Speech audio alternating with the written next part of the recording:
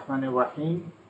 Today is our 12th class, and our topic we will be discussing on reading module, and there are several items of reading modules. The question pattern. Today, especially, we will be focusing on true, false, not given, and yes, no, not given. আমরা এই আইটেমটা নিয়ে আজকে কথা বলবো। প্রত্যেকটা question pattern নিয়ে কিন্তু আমরা আলোচনা করব। হ্যাঁ, রিডিং মডিউলকে যদি আপনি সত্যি স্কিল হতে চান, তাহলে আপনার কোয়েশ্চেন প্যাটার্নের উপর ডিল করে আপনাকে রিডিং স্ট্র্যাটেজিটাকে সেট করতে হয়। তো অনেক ধরনের কোয়েশ্চেন প্যাটার্ন আছে, সেগুলোও আমাদের জানতে হবে। আমাদের প্রত্যেকটা প্যাটার্ন সম্পর্কে ভালো আইডিয়া থাকতে হবে। আজকের ছোট ছোট করে আমরা কিন্তু বলেছি, আমরা খুব একেবারে পুরো জিনিসটাকে কভার না করে আমরা চাং চাং করে ভাগ করার চেষ্টা করব। ছোট ছোট জিনিসগুলো প্র্যাকটিস করার চেষ্টা করব। যতগুলো আপনাদের ক্যামব্রিজ বইয়ে আইএলটিএস টেস্ট যে কোয়েশ্চেনগুলো আছে, প্রিভিয়াস কোয়েশ্চেনস, সেগুলোতে আপনারা যখন দেখবেন যে ট্রু, ফলস, নট গিভেন, এইগুলোকে ফোকাস করে এগুলো অ্যান্সার করতে পারছেন কিনা সেটা আপনি প্র্যাকটিস করে দেখবেন সামনে। আজকে আমরা এটাকেই ফোকাস করার চেষ্টা করব, কি কি জিনিসগুলো আমাদের জানতে হবে। ওকে, সো আমরা একটু অ্যাক্টিভিটি বেসড নিয়ে, মানে আমাদের আজকের ক্লাসটা অ্যাক্টিভিটি বেসড হবে। আপনারা খাতা কলম নিয়ে বসবেন এবং প্র্যাকটিসের মধ্যে কিছু কিছু জিনিস যেটা আছে আপনারা সেটা প্র্যাকটিস করবেন, অ্যান্সারগুলো লিখে ফেলবেন এবং সেটা আমি আপনাদেরকে আমার সাথে অ্যান্সারগুলো মিলিয়ে নেবেন। তো আরেকটা জিনিস যেটা আপনাদের ব্যক্তিগতভাবেও আপনারা ফেস করেন, যে ওভার থিঙ্কিংয়ের ব্যাপার, যেটা রিডিংয়ের সময়ও আমাদের অনেক সময় আমাদেরকে ডিস্ট্র্যাক্ট করে দেয় কিছু কিছু জায়গাগুলো। তো কমন সাইকোলজির যে ইস্যুগুলো আমাদের হয় সেটাকে কিভাবে ফিক্স করা যায়, বিশেষ করে আমার ফোকাসটা থাকবে এক্সাম হলে আপনারা কিভাবে বা রিডিং মডিউলটাকে ডিল করতে গেলে কি কি প্রবলেমগুলো ফেস করেন সেগুলো একটু অ্যাড্রেস করে দেয়া। সো আইএলটিএস একাডেমিক রিডিং টেস্টটা আমরা যদি একটু দেখে নেই, আমাদের এটার ম্যাট্রিক্সটা জানাটা দরকার এবং কিছুটা তো আপনারা জেনেই গেছেন। রিডিংয়ের জন্য আপনি সব মিলিয়ে 60 মিনিটস সময় পাবেন, এটা 1 মিনিটও বেশি পাবেন না। কোনো অ্যান্সার ট্রান্সফার করার জন্য কোনো এক্সট্রা টাইম নেই। হ্যাঁ, এখন সিডি আইএলসে আগে যখন পেপার বেস ছিল তখন লিসেনিং মডিউলে 10 মিনিট এক্সট্রা দেওয়া হতো ট্রান্সফার করার জন্য, আনসার ট্রান্সফার করার জন্য। রিডিংয়ে তখনও কোনো এক্সট্রা টাইম ছিল না, এখনও নেই। আর বর্তমানে যে কম্পিউটার ডেলিভার্ড আইএলসে এখন 10 মিনিটের যে এক্সট্রা টাইমটা লিসেনিংয়ে দেওয়া হতো, ওটা এখন আপনাকে 3 মিনিট সময় দেওয়া হয় to check your answers, not to transfer your answer. এখানে আপনাকে ইনস্ট্যান্ট যে ইন্টারফেস থাকবে কোয়েশ্চেন এবং পাশে আপনার কোয়েশ্চেন যে টেক্সটটা থাকবে, একই সাথে আপনাকে অ্যান্সারটা ইনস্ট্যান্ট করে ফেলতে হবে। আপনাদের 3টা প্যাসেজ থাকবে এবং 800 থেকে 900 ওয়ার্ডসের এক একটা বড় বড় প্যাসেজ। হ্যাঁ, এবং সব মিলিয়ে এরকম আপনাকে পড়ার ভলিউমটা হচ্ছে 1 ঘন্টার মধ্যে আপনাকে 2 থেকে 2800 ওয়ার্ড, 2000 থেকে 2800, 2800 ওয়ার্ড আপনাকে পড়তে হবে। হ্যাঁ, আপনি আমাদের ডেইলি বেসিসে এই জন্য রিডিং হ্যাবিটটাও বাড়াতে হবে। আপনাদের কেন বলি বই পড়ার হ্যাবিটটা, বই পড়ার হ্যাবিটটা আসলে তো আপনাকে পড়তে তখন আপনি এক্সস্টেড হয়ে যাবেন না। নাহলে অল অন এ সাডেন আপনাকে যদি পড়তে হয় তখন আপনি এক্সস্টেড ফিল করেন, ওখান থেকে আবার কোয়েশ্চেন পড়তে হবে, বুঝতে হবে, কোয়েশ্চেনের কারেক্ট অ্যান্সারগুলো বের করতে হবে, তারপরে আপনার আইএলটিএস ব্যালেন্স স্কোর। আচ্ছা, 40টা কোয়েশ্চেনের প্রত্যেকটা জন্য 1 মার্কস করে থাকবে। আপনার সব মিলিয়ে 8 পাওয়ার জন্য আপনাকে 40টার মধ্যে থেকে 35টা কারেক্ট অ্যান্সার করতে হবে। 5টা ভুল অ্যান্সার করার লাক্সারি আপনার আছে, তাও আপনি 8 পাবেন। হ্যাঁ, তো বিষয়টা খুব যে কঠিন তাও না, আবার খুব সহজ সেটাও ভাবার কোনো কারণ নেই। ফরম্যাট যেটা হচ্ছে 3টা লম্বা টেক্সট আমাদের থাকবে, যেটা ডেসক্রিপটিভ থাকতে পারে, ফ্যাকচুয়াল থাকবে, ডিসকার্সিভ, আর্গুমেন্টেটিভ থাকবে, অ্যানালিটিক্যাল থাকবে, অনেক 3টা ডিফারেন্ট টাইপসের হবে, একই ধরনের হবে না। Okay, these are taken from books, journals, magazines and newspaper. They have been selected for a non-specialist audience but are appropriate for people entering university courses or seeking professional registration. হ্যাঁ, এই স্ট্যান্ডার্ডে এটাকে pick করা হয়, এটা random pick করা হয়। তো এই জন্য কখনোই মনে অনেকেরই একটা এক্সপেকটেশন থাকে যে আমার যদি কমন পড়ে যায়, তাই না? তো রিডিং প্যাসেজ কমন পড়ার কোনো চান্স নেই আর কি, এখন পর্যন্ত সেটা এক্সপিরিয়েন্স কেউ করতে পারে নাই। হ্যাঁ, অবশ্যই আপনার স্পিকিং মডিউল আপনার কমন পড়বে, আপনার রাইটিং মডিউলও কমন পড়ে যেতে পারে, কিন্তু রিডিং টেক্সট এবং কোয়েশ্চেন প্যাটার্ন কমন পড়া হুবহু কমন পড়ার কোনো রেকর্ড নেই, এটা চান্সও নেই। এইভাবে যদি আমরা একটু দেখি কোয়েশ্চেন নাম্বারটা, প্রথম প্যাসেজের জন্য কোয়েশ্চেন নাম্বার থাকে 1 থেকে 13, সবসময় এটাই থাকবে, এটা একদম নির্দিষ্ট। তার মানে আপনি 2 নম্বর প্যাসেজে কখনো 10 নম্বর বা 13 নম্বর কোয়েশ্চেনের অ্যান্সার খুঁজতে যাবেন না। আবার 1 নম্বর প্যাসেজে 18, 19, 20 নাম্বার কোয়েশ্চেনের অ্যান্সার খুঁজতে যাবেন না, যদি সেটা ওই আপনার প্যাসেজটা পরে আসতে পারে। ধরেন আপনার 1 নম্বর প্যাসেজ দিয়েছে, তারপরে কোয়েশ্চেনগুলো দেয়া আছে, এরপরে 2 নম্বর প্যাসেজের কোয়েশ্চেন শুরু হয়ে গেছে, তারপরে পরের পৃষ্ঠায় প্যাসেজটা আছে। এরকম রিডিং পেপার বেসডে খুব বেশি হতো, মাঝে মাঝেই হতো এরকম, তো স্টুডেন্টরা কনফিউজ হয়ে যেত, তারা যে টানা ধরে কোয়েশ্চেনগুলো অ্যান্সার করে ফেলতো, 1 নম্বর প্যাসেজ থেকে দেখাচ্ছে 20 নম্বর কোয়েশ্চেন পর্যন্ত। তো এটা হবে না, 1 থেকে 13 নম্বর কোয়েশ্চেনই থাকবে 1 নম্বর প্যাসেজের বরাদ্দ, আর 14 থেকে 26 নম্বর কোয়েশ্চেনটা এটাকে মিন করে, এটা প্যাসেজ 2। এটা আপনাকে প্যাসেজ 2 থেকে এটার অ্যান্সারগুলো খুঁজতে হবে, কোয়েশ্চেনটা বেস হচ্ছে প্যাসেজ 2। আর 27 থেকে 40 নাম্বারের যে কোয়েশ্চেনটা, এটা প্যাসেজ 3-তে এটা বেসটা করা থাকে, ঠিক আছে। সো 14টা কোয়েশ্চেন থাকে 3 নাম্বার প্যাসেজে, 13টা প্রশ্ন থাকে 2 নাম্বার প্যাসেজে, 1 নাম্বার প্যাসেজে হচ্ছে 13টা, সব মিলিয়ে 40টা।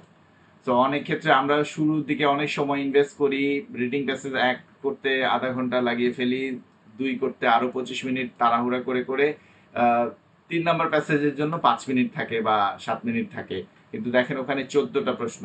তো আপনি অনেক ভালো করে দেওয়ার চেষ্টা করলেন, 26টার মধ্যে আপনার যদি 90%ও কারেক্ট হয়ে যায়, তখন দেখবেন আপনার স্কোর চলে আসছে 21 তাই না? এর বেশি আসছে না, 6 তারপরও আসবে না।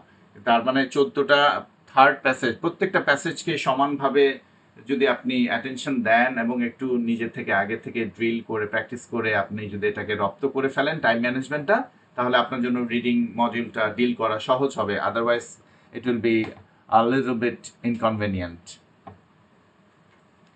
এই ধরেন আমাদের দেখেন এই স্ক্রিনে আমি আপনাদেরকে রিডিং এর যত ধরনের কোয়েশ্চেন প্যাটার্ন আছে সবগুলো কোয়েশ্চেন প্যাটার্ন আমরা আপনাদের লিস্ট করে দিয়েছি। কোয়েশ্চেন প্যাটার্ন গুলো matching headings, matching paragraph information, matching features, matching sentence endings, true false not given যেটা আজকে আমাদের আলোচ্য বিষয়, এবং ইয়েস নো নট গিভেন, এই দুটো আইটেম আজকে আমরা কভার করার চেষ্টা করব। ওকে, আরও থাকবে multiple choice, list of option, choose a title, short answers, sentence completion, summary completion, table completion, flowchart completion, completion diagrams, যেটা আমাদের fill in the gaps এর মতো থাকে কোয়েশ্চেনগুলো, এটা এটা একটা অপশন সবসময় থাকে fill in the gaps, তো আপনারা ওটা পাবেন, আপনারা মাল্টিপল চয়েসও পাবেন, আপনার list of option, heading matching এগুলো পাবেন। True false not given, yes no not given দুটো আইটেমই থাকে, তো সেটাও আমরা দেখব যে দুটোর মধ্যে পার্থক্য কি, একই তো হতে পারতো। তো আরেকটা জিনিস হচ্ছে স্টুডেন্টদের প্র্যাকটিসে ট্রু ফলস নট গিভেন, এটাতেই অভ্যস্ত স্কুল কলেজ লাইফ থেকে। তো যে যখন কোয়েশ্চেনে ইনস্ট্রাকশন দেওয়া থাকে ইয়েস নো নট গিভেন, তো তার কাছে ব্যাপারটা মনে হয় একই, তো যে যেটা সঠিক সেটা ট্রু, মানে হচ্ছে ইয়েসটা সে লিখে না, সে অভ্যাস বশত সে ট্রুটা লিখে ফেলে। তো আপনি ইয়েসের জায়গায় ট্রু লিখলে সেই অ্যান্সারটা ভুল হবে, সেটাও আপনার ইনফরমেশনটা জানতে হবে। এই জন্য ইনস্ট্রাকশন ফলো করাটা খুব জরুরি। আপনি যখনই এক্সাম দেবেন, কোয়েশ্চেনে ইনস্ট্রাকশন কি দেওয়া আছে সেটা আপনার জানাটা এবং পড়াটা বোঝাটা খুব জরুরি। সো এই প্যাটার্নগুলো কোয়েশ্চেন, এবং আমরা রিডিং এর বেশ কয়েকটা ক্লাস পাবো, প্রত্যেকটা কোয়েশ্চেন প্যাটার্ন আলাদা আলাদা ভাবে সেগমেন্ট করে আমরা পড়বো, তাহলে পার্থক্যটা পরবর্তীতে যখন একসাথে কম্পারেটিভ স্টাডি করব তখন আপনি বুঝতে পারবেন এক একটা কোয়েশ্চেনকে কিভাবে ডিল করতে হয়। সবচেয়ে বিগেস্ট চ্যালেঞ্জ কি রিডিং এর ক্ষেত্রে, সেটাও আপনার ব্রেনকে বুঝিয়ে রাখতে হবে, টাইম ম্যানেজমেন্ট। আপনি যদি কোনোভাবে শুরুর দিকে টাইম ম্যানেজমেন্টে কোনো রকম প্রবলেম করে ফেলেন, বেশি সময় নিয়ে ফেলেন, তাহলে আপনার জন্য মানে হার্ডেলটা বেশ চ্যালেঞ্জিং হবে। প্যারাফ্রেজিং করতে পারা এবং ভোকাবুলারি, অনেক সময় অনেক আনকমন ভোকাবুলারি দিয়ে টেক্সট থাকে, সেখানে আপনার এটা একটা চ্যালেঞ্জ আপনাকে ফেস করতে হয়।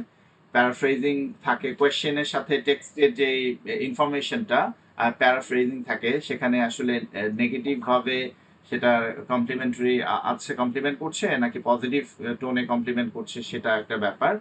এটা একটা চ্যালেঞ্জ থাকে, এগুলোতে আমাদের স্কিল হতে হবে। লোকেটিং অ্যান্ড চুজিং অ্যান্সার, আপনাকে লোকেট করতে পারা। দেখা যাচ্ছে একই জিনিস, একই একই ব্যক্তি দু জায়গায় দুটো কমেন্টস করেছে, সেখানে আপনি যদি ভুলভাবে লোকেট করেন, প্যারাগ্রাফ বি এবং প্যারাগ্রাফ ডি দুটোতে দু জায়গায় আপনি পাচ্ছেন একই মানে আপনি যদি কিওয়ার্ড সার্চ করে করেন তখন আপনি কনফিউজ হয়ে যান অনেক ক্ষেত্রে। তো এটা একটা চ্যালেঞ্জ, এটাও আমাদেরকে বুঝে নিতে হবে যে আসলে কোন জায়গাটা এটাকে স্ক্যানিং এর মাধ্যমে এবং আপনাকে থরো রিডিং এর মাধ্যমে এই বিষয়টাকে ক্লিয়ার করতে হবে। বোঝার ব্যাপারটা খুব বেশি ইম্পর্টেন্ট রিডিং এর ক্ষেত্রে। আন্ডারস্ট্যান্ডিং কোয়েশ্চেন টাইপস, কোয়েশ্চেন টাইপটা বোঝা ইম্পর্টেন্ট। যে আমি আপনাদেরকে বললাম এই যে আমরা যতগুলো কোয়েশ্চেন টাইপ এখানে আলোচনা করলাম, এই কোয়েশ্চেন টাইপটা বোঝাটা খুব ইম্পর্টেন্ট। সবগুলোকে একই রকম ভাবে না দেখা, হ্যাঁ, প্রত্যেকটাই একটা আলাদা এসেন্স নিয়ে থাকে। প্রত্যেক কোয়েশ্চেন প্যাটার্নের একটা অরা এবং একটা ডেপথ এবং আন্ডারস্ট্যান্ডিংটা অ্যাপ্রোচটাও ডিফারেন্ট হওয়াটাই বাঞ্ছনীয়, হ্যাঁ, এবং আপনাকে সেটা শিখে নিতে হবে। আমরা আপনাদেরকে সেই গাইডেন্সটা দিয়ে দেবো ইনশাআল্লাহ। একটা জিনিস হচ্ছে আপনাদেরকে মাইন্ডসেটটা থাকতে হবে, আপনি মনে করেন ফরেস্টে গেছেন হান্টার হিসেবে, সেখান থেকে আপনি প্রত্যেকটা ওয়ার্ড ওয়ার্ড ওয়ার্ড যদি পড়েন, মানে রিডারের যদি মাইন্ডসেট নিয়ে আপনি রিডিং সলভ করেন, তাহলে আপনি খুব বেশি আপনি হারভেস্ট করতে পারবেন না। কারণ আপনার সময়, টাইম ম্যানেজমেন্ট এগুলো একটা ব্যাপার। আপনাকে just you will be searching for the answer, that is your primary goal and main goal. বুঝতে পেরেছেন? তো এই হান্টারের মাইন্ডসেটটা থাকতে হবে, কোয়েশ্চেনের অ্যান্সারটা বের করাটা আপনার টার্গেট থাকবে। এটা না যে পড়ে কতটুকু আনন্দ পেলাম, টেক্সটে অনেক ভালো ভালো ইনফরমেশন পেলাম, যেভাবে আমরা পড়তে গেলে আমরা আপ্লুত হই, আবেগ তাড়িত হই, তাই না? গল্পের বই পড়তে গেলে খুব একই লাইন বারবার পড়ি, ভালো লাগে। তো এখানে সেটা না, এখানে আপনাকে কোয়েশ্চেন অ্যান্সার বের করতে হবে। সেটা হান্টার যে মাইন্ডসেট আপ, আপনাকে স্কিম করতে হবে, ম্যাপের ক্ষেত্রে স্ক্যান করতে হবে, টার্গেটে মানে কিওয়ার্ডস দিয়ে আপনাকে স্ক্যান করার জায়গাটা হতে হবে এবং আপনার টার্গেটকে আপনাকে একেবারে প্রতিহত করতে হবে। বুঝতে পারছেন? You have to kill your target, answer the question, that's it, and move on. শেষ, আপনার শিকারও আপনি চলে যান ওখান থেকে, ওখানে আর আপনার কোনো রকমের কালক্ষেপণ করার, সময় নষ্ট করার কোনো চান্স বা আপনার উচিত হবে না। এবার একটু আমরা চলেন আমরা রিডিং স্কিলগুলো একটু দেখি। রিডিং স্কিলগুলোকে যদি আমরা খেয়াল করি, দেখেন আপনি যখন ক্যাজুয়ালি যখন আপনি বুক শপে যান, মনে করেন একটা বইয়ের লাইব্রেরিতে গেছেন, বুক শপে গেছেন, বা অনলাইনে যদি আপনি বই খোঁজেন, আপনি কিভাবে খোঁজেন বলেন? সো আপনি কোনো কিছু পড়বেন, সেটার জন্য আপনি কি খোঁজেন, কি দেখেন? আপনি আপনি কি দেখেন? আপনি টাইটেল খোঁজেন, ডেফিনেটলি একটা গিয়ে বইয়ের টাইটেল কি, অথর কে লিখেছে, কাভারটা দেখেন বা কাভারটাকে আপনি খুঁজছেন এরকম, হ্যাঁ, the blur on the back, price, price দেখেন এবং দেখেন যে এটা কত পৃষ্ঠা আছে, কত চিকন বা মোটা বইটা। এই তো আমরা যখন একটা লাইব্রেরিতে বইয়ের জন্য বা অনলাইনে যাই, তখন এগুলো আমরা সার্চ যেভাবে করি, তো এইভাবেই তো দেখি। আমি পরে আপনাদেরকে বলছি যে প্যাটার্নটা আসলে আমাদের রিডিং এর যে স্ট্র্যাটেজি কেমন হবে সেটা। প্রথমে বোঝেন আপনি কিভাবে বই একটা লাইব্রেরিতে বা বুক শপে গিয়ে কিভাবে বই কোনো কিছু পড়ার জন্য যদি খুঁজতে যান কিভাবে খোঁজেন। এরপরে আবার ভাবেন আরেকটা situation, you are looking at a news website, newspaper and see an article that you think might be interesting. So এটা আপনি কি করেন? একটা আর্টিকেল দেখলেন, দেখার পরে মনে হলো যে ভালোই হওয়ার কথা, বা কে লিখেছে, ও আচ্ছা ইনি তো খুব ভালো রাইটার, এটা লিখেছে। বা আপনার একটা সমসাময়িক বিষয়ে আপনি ভাবছিলেন, সেটা নিয়ে একটা লেখা খুঁজে পেলেন, আপনি এটা এখন পড়লে কি কি করবেন? আপনি আপনি অবশ্যই এটার পার্টস গুলো দেখার চেষ্টা করবেন, হেডলাইন, এটাতে ছবি ইউজ করেছে। সাধারণত আমরা কোনো আর্টিকেল যখন দেখি নিউজ পেপারে কি দেখি, কি চোখে পড়ে? ছবিটা চোখে পড়ে, হেডলাইনটা আমরা পড়ি, তাই না? এরপরে সাব হেডিংস পড়ি, to see if it really is interesting, ওটা দেখার জন্য যে আসলে আপনাকে সেটা টানছে কিনা। আরেকটা situation, you are looking at your email inbox for an important email, তাই না? আপনার ইম্পর্টেন্ট একটা ইমেইল খোঁজার জন্য আপনি চেষ্টা করছেন। কি করেন আপনি? আপনি দেখেন না, লিস্টটা ইমেইলের লিস্টে দেখেন এবং সাবজেক্টের নাম আর সাবজেক্ট হিসেবে দেখেন। আপনি যখন সার্চ করেন, মনে করেন একটা ইমেল পড়েছেন আপনি আগে, হঠাৎ করে আপনার ইমেলটা দরকার বা ইমেইলে যে ওখানে ডকুমেন্ট অ্যাটাচ ছিল এটা আপনি প্রিন্ট আউট করবেন, তাহলে আপনার তো অনেক শত শত যে ইমেইল, এখান থেকে ওই ইমেলটা কিভাবে খুঁজে বের করেন? সো এই যে এই একটা জায়গা, তো তিনটা সিচুয়েশন আপনাদের দেখালাম। তো এই হচ্ছে আমাদের reading technique, reading strategy: surveying, skimming, scanning. Okay, তো সার্ভেইং কি? সার্ভেইং হচ্ছে আপনি যখনই কোনো একটা টেক্সট পড়বেন, পড়ার আগে সেই টেক্সটের লেআউটটা, এটা কতটুকু পেজের কতটুকু জায়গা জুড়ে, টাইটেল কি, পিকচার দেয়া আছে কিনা, গ্রাফস, হেডিং, গ্লসারি, এগুলো আপনি দেখবেন at a glimpse, right? And skimming এর ক্ষেত্রে আমরা কি করি? স্কিমিং আগে আমরা এটা বুঝে নিই, তারপর কিভাবে অ্যাপ্লাই করব সেটা আপনাদেরকে বলছি। স্কিমিং এর ক্ষেত্রে আমরা আপনি একটা টেক্সট খুব তাড়াতাড়ি পড়ার চেষ্টা করেন, রাইট? জেনারেল আন্ডারস্ট্যান্ডিং পাওয়ার জন্য, আইডিয়াটা অথবা সেই টেক্সট থেকে কোনো মিনিংটাকে বের করার জন্য স্কিম করেন, ফাস্ট রিডিং। এটা আরেকটা হচ্ছে স্ক্যানিং। স্ক্যানিং কি জিনিস? আপনি একটা পার্টিকুলার কোনো জিনিসকে খুঁজছেন, reading a text with the specific purpose of extracting information such as numbers, facts, words. আপনি খুঁজছেন, you are looking for something, you are searching for something. আরও যদি এটাকে আপনাদের সহজ করে বোঝাতে চাই, তাহলে আপনি খেয়াল করেন, যখন আপনি কোনো একটা ইনফরমেশন, আপনি ডেইলি নিউজ পেপার ধরেন, সেটা ডেইলি স্টার, প্রথম আলো, যে কোনো একটা নিউজ পেপারই হোক, আপনাকে যদি বলা হয় যে আজকে একটা সার্কুলার দিয়েছে, আপনি জবের জন্য অ্যাপ্লাই করবেন, তাহলে এই সার্কুলারটা আপনি, পৃষ্ঠা কিন্তু 28 থেকে 30 পৃষ্ঠার একটা নিউজ পেপার, তো এই জব সার্কুলারটা খোঁজার জন্য আপনি কিভাবে খুঁজবেন? আপনি নিশ্চয়ই ফ্রন্ট পেজে সার্কুলার খুঁজবেন না, আপনি নিশ্চয়ই স্পোর্টস পেজে খুঁজবেন না, আপনি নিশ্চয়ই এন্টারটেইনমেন্টের পেজে খুঁজবেন না, আপনি নিশ্চয়ই এডিটোরিয়াল পেজে খুঁজবেন না। সো ওটা একটা মাঝখানে, বা আপনি প্রথম আলো যদি খোঁজেন তাহলে সেখানে বিজ্ঞাপনের একটা পেজ থাকে এপাশ ওপাশ জুড়ে, তাই না? এবং সেখানে অনেক বিজ্ঞাপন থাকে, গাড়ি বিক্রি করতে চাই, পড়াতে চাই, পাত্র চাই, পাত্রী চাই, তাই না? সো এই বিজ্ঞাপনে পেজ, আপনি সমস্ত পেপারটাকে, আপনি 1 মিনিটেরও সময় লাগবে না, আপনি কিন্তু আপনার সেই সার্কুলারটা খুঁজে বের করতে পারবেন। আপনাকে প্রত্যেকটা আর্টিকেল পড়তে হয় না। এই যে প্রসেসটা, এটাই হচ্ছে স্ক্যানিং। স্কিমিং এর ব্যাপারটা কিরকম? আপনাদের এইচএসসি তো কমপ্লিট করেছেন, নিশ্চয়ই মনে আছে, কাছাকাছি সময় এসএসসিটাও মনে থাকার কথা। তো আপনাদের এইচএসসিতে 2 বছর সময় পাওয়া যায় নাই, 1.5 বছর সময় পাওয়া গেছে। ধরেন এসএসসিতে আপনাদের 2 বছর সময় পাওয়া গেছে, ক্লাস 9, ক্লাস 10, 2 বছর ধরে যেই পদার্থ বই বা যেই অর্থনীতি বই আপনার শেষই হয় নাই, কোনো মতো শেষ হয়েছে, সেই পরীক্ষার আগের যে রাতে বা 2 দিন বন্ধ থাকে, সেই 2 দিনেই কিন্তু এই পুরো বই আপনার সিলেবাস কমপ্লিট করে ফেলেন। তো 2 বছর ধরে যেটা কমপ্লিট হয় না, সেটা 2-3 দিনে সেটা পুরো সিলেবাস কমপ্লিট হয়। কিভাবে হয়? তো ওই যে এই প্রসেসটা হচ্ছে skimming. So you will be particularly looking for some of the important questions, কি কি পড়তে হবে, অবজেক্টিভে কি কি আছে দাগানোগুলো, সেগুলো আপনি গ্লিমসে দেখেন। এটাকে আপনাকে স্কিমিং, এটা এটাকে বল, এই টেকনিকটাকে স্কিমিং, যে আপনি খুব ফাস্ট কিছু ইনফরমেশন নিয়ে নিচ্ছেন, পুরো বই আপনি রিভিশন দিচ্ছেন, কিন্তু আপনি আবার প্রত্যেকটা লাইনও পড়ছেন না, প্রত্যেকটা চ্যাপ্টার পড়ছেন না, কিন্তু সব পুরো বইটাই আপনি একবার রিভিউ, ফার্স্ট থেকে লাস্ট পর্যন্ত, যারা ভালো রেজাল্ট করেছেন বা করার একটা টেন্ডেন্সি ছিল, তারা এটাকে রিলেট করতে পারবেন যে আপনি ফার্স্ট থেকে পুরো বইটাই পড়েছেন, কিন্তু আপনার হাতে সময় ছিল 2 থেকে 3 দিন, অথচ গত 2 বছর সময় লেগেছে এই বইটাকে কমপ্লিট করতে। আচ্ছা, তো এই স্ট্র্যাটেজিগুলো আমাকে রিডিং আমি কিভাবে কাজে লাগাই? আচ্ছা, এখন হচ্ছে এই যে the trinity of skills, you need 3 gears, 3 gear. আপনাদের যারা বাইক চালান বা গাড়ি চালান, গাড়ি চালানোর ক্ষেত্রে, সো তারা এটা ভালো করে রিলেট করতে পারবেন। সো গিয়ার 4টাকে আমি বলছি, এটা স্কিমিং। গিয়ার 3 যেটা, সেটা হচ্ছে স্ক্যানিং, মানে একটু স্লো ডাউন হয়ে যাবে, হ্যাঁ। আর গিয়ার 1 হচ্ছে এটা ক্লোজ রিডিং, কখন ক্লোজ রিডিং করবেন, কখন স্কিমিং করবেন।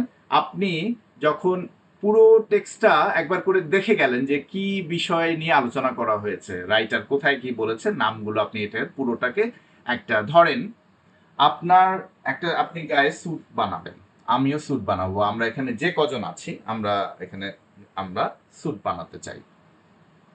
সো প্রত্যেককে টেইলর বলল আপনাকে 3 মিটারের মতো কাপড় নিয়ে আসতে হবে। তো কাপড় আপনিও 3 মিটার নিয়ে গেলেন, আমিও 3 মিটার নিয়ে গেলাম, সবাই নিয়ে গেলাম একই মাপের কাপড়।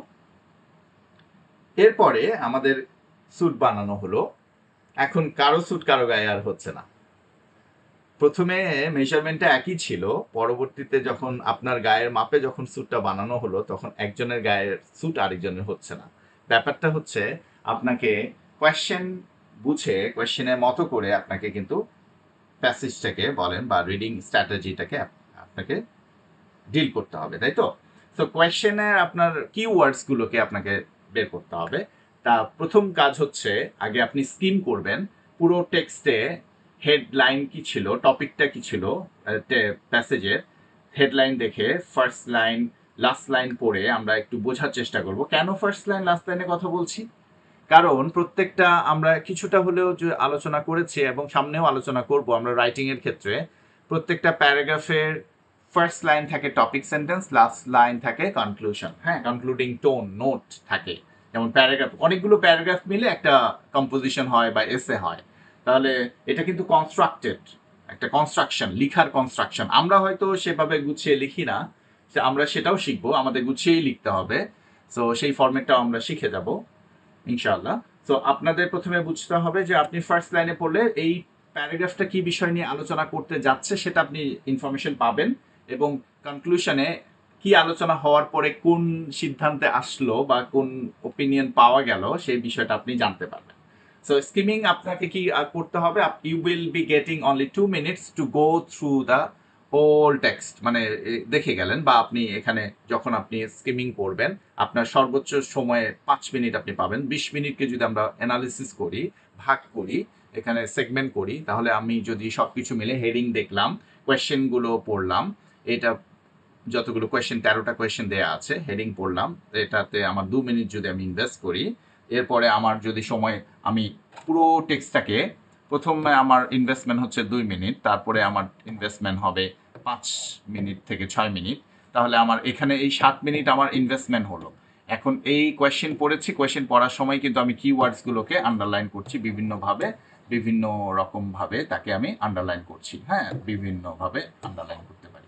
তাহলে এক একটা আইটেমকে আপনি আলাদা আলাদা করলেন, তাহলে এখানে ডিফারেন্ট একটা স্ট্র্যাটেজি তৈরি হয়ে গেল, বুঝতে পেরেছেন? তাহলে আপনি কিভাবে আপনার সেই যে টেইলরের কথা বললাম, সে এক একজনের এক একটা মাপে কাটিং করতেছে, সেই কাটিং দেখে কিন্তু সে বুঝে যে এটা এটা কোনটার কথা। এখানে হয়তো আপনি নেমগুলোকে একসাথে এইরকম মার্ক দিয়েছেন, এখানে হয়তো শালগুলোকে দিয়েছেন, এখানে কোনো স্টেটমেন্টকে দিয়েছেন, তাই না?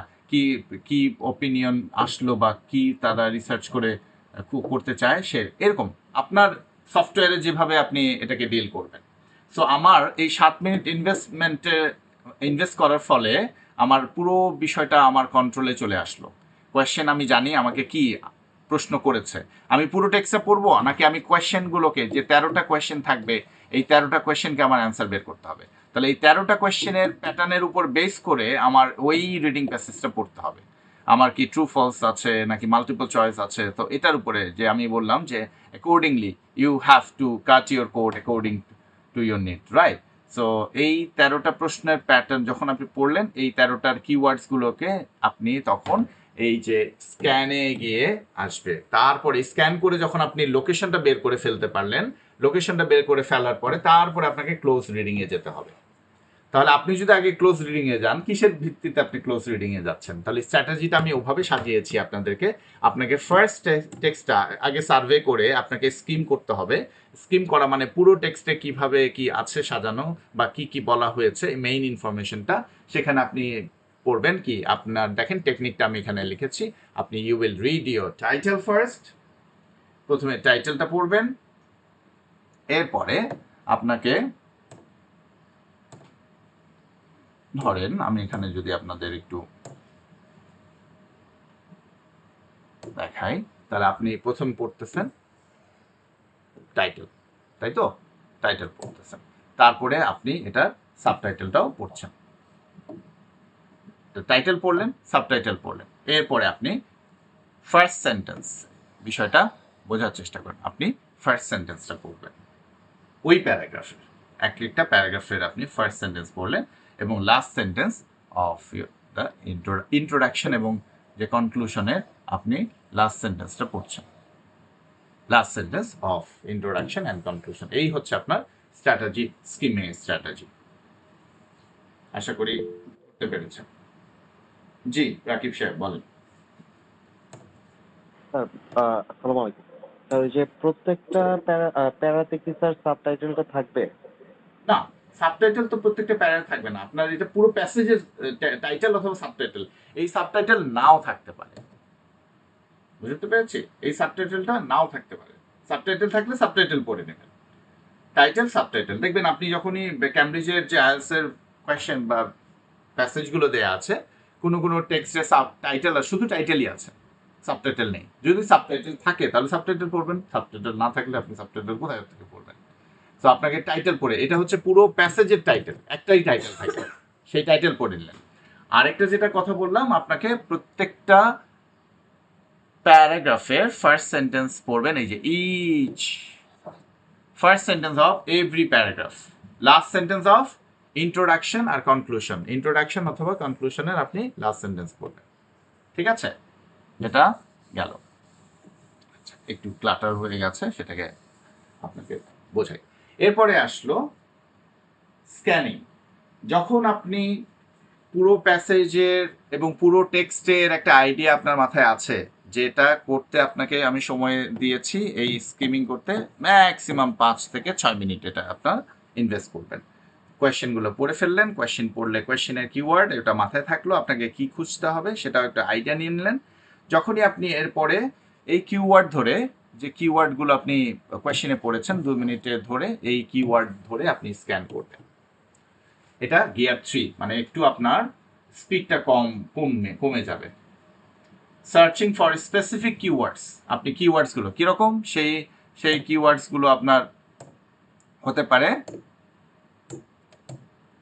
নেম, হতে পারে নাম্বার, হতে পারে, তাই না? নাম্বারস হতে পারে, ক্যাপিটালাইজ ওয়ার্ড যে প্রপার নাউন সেটা হতে পারে। সেই বিষয়গুলো আপনি অবশ্যই এটা সার্চ করবেন। তাহলে নেমটাকে টেক্সটে, প্রপার নাউন এটাকে টেক্সটে সার্চ করা ইজিয়ার, নাম্বারগুলো ইজিয়ার। সো আপনি স্ক্যান ওটাকে যখন লোকেট করতে পারলেন, তো এখানে টেকনিক হচ্ছে do not read, move eyes right to left. বুঝতে পেরেছেন? You have to move your eyes from right to left.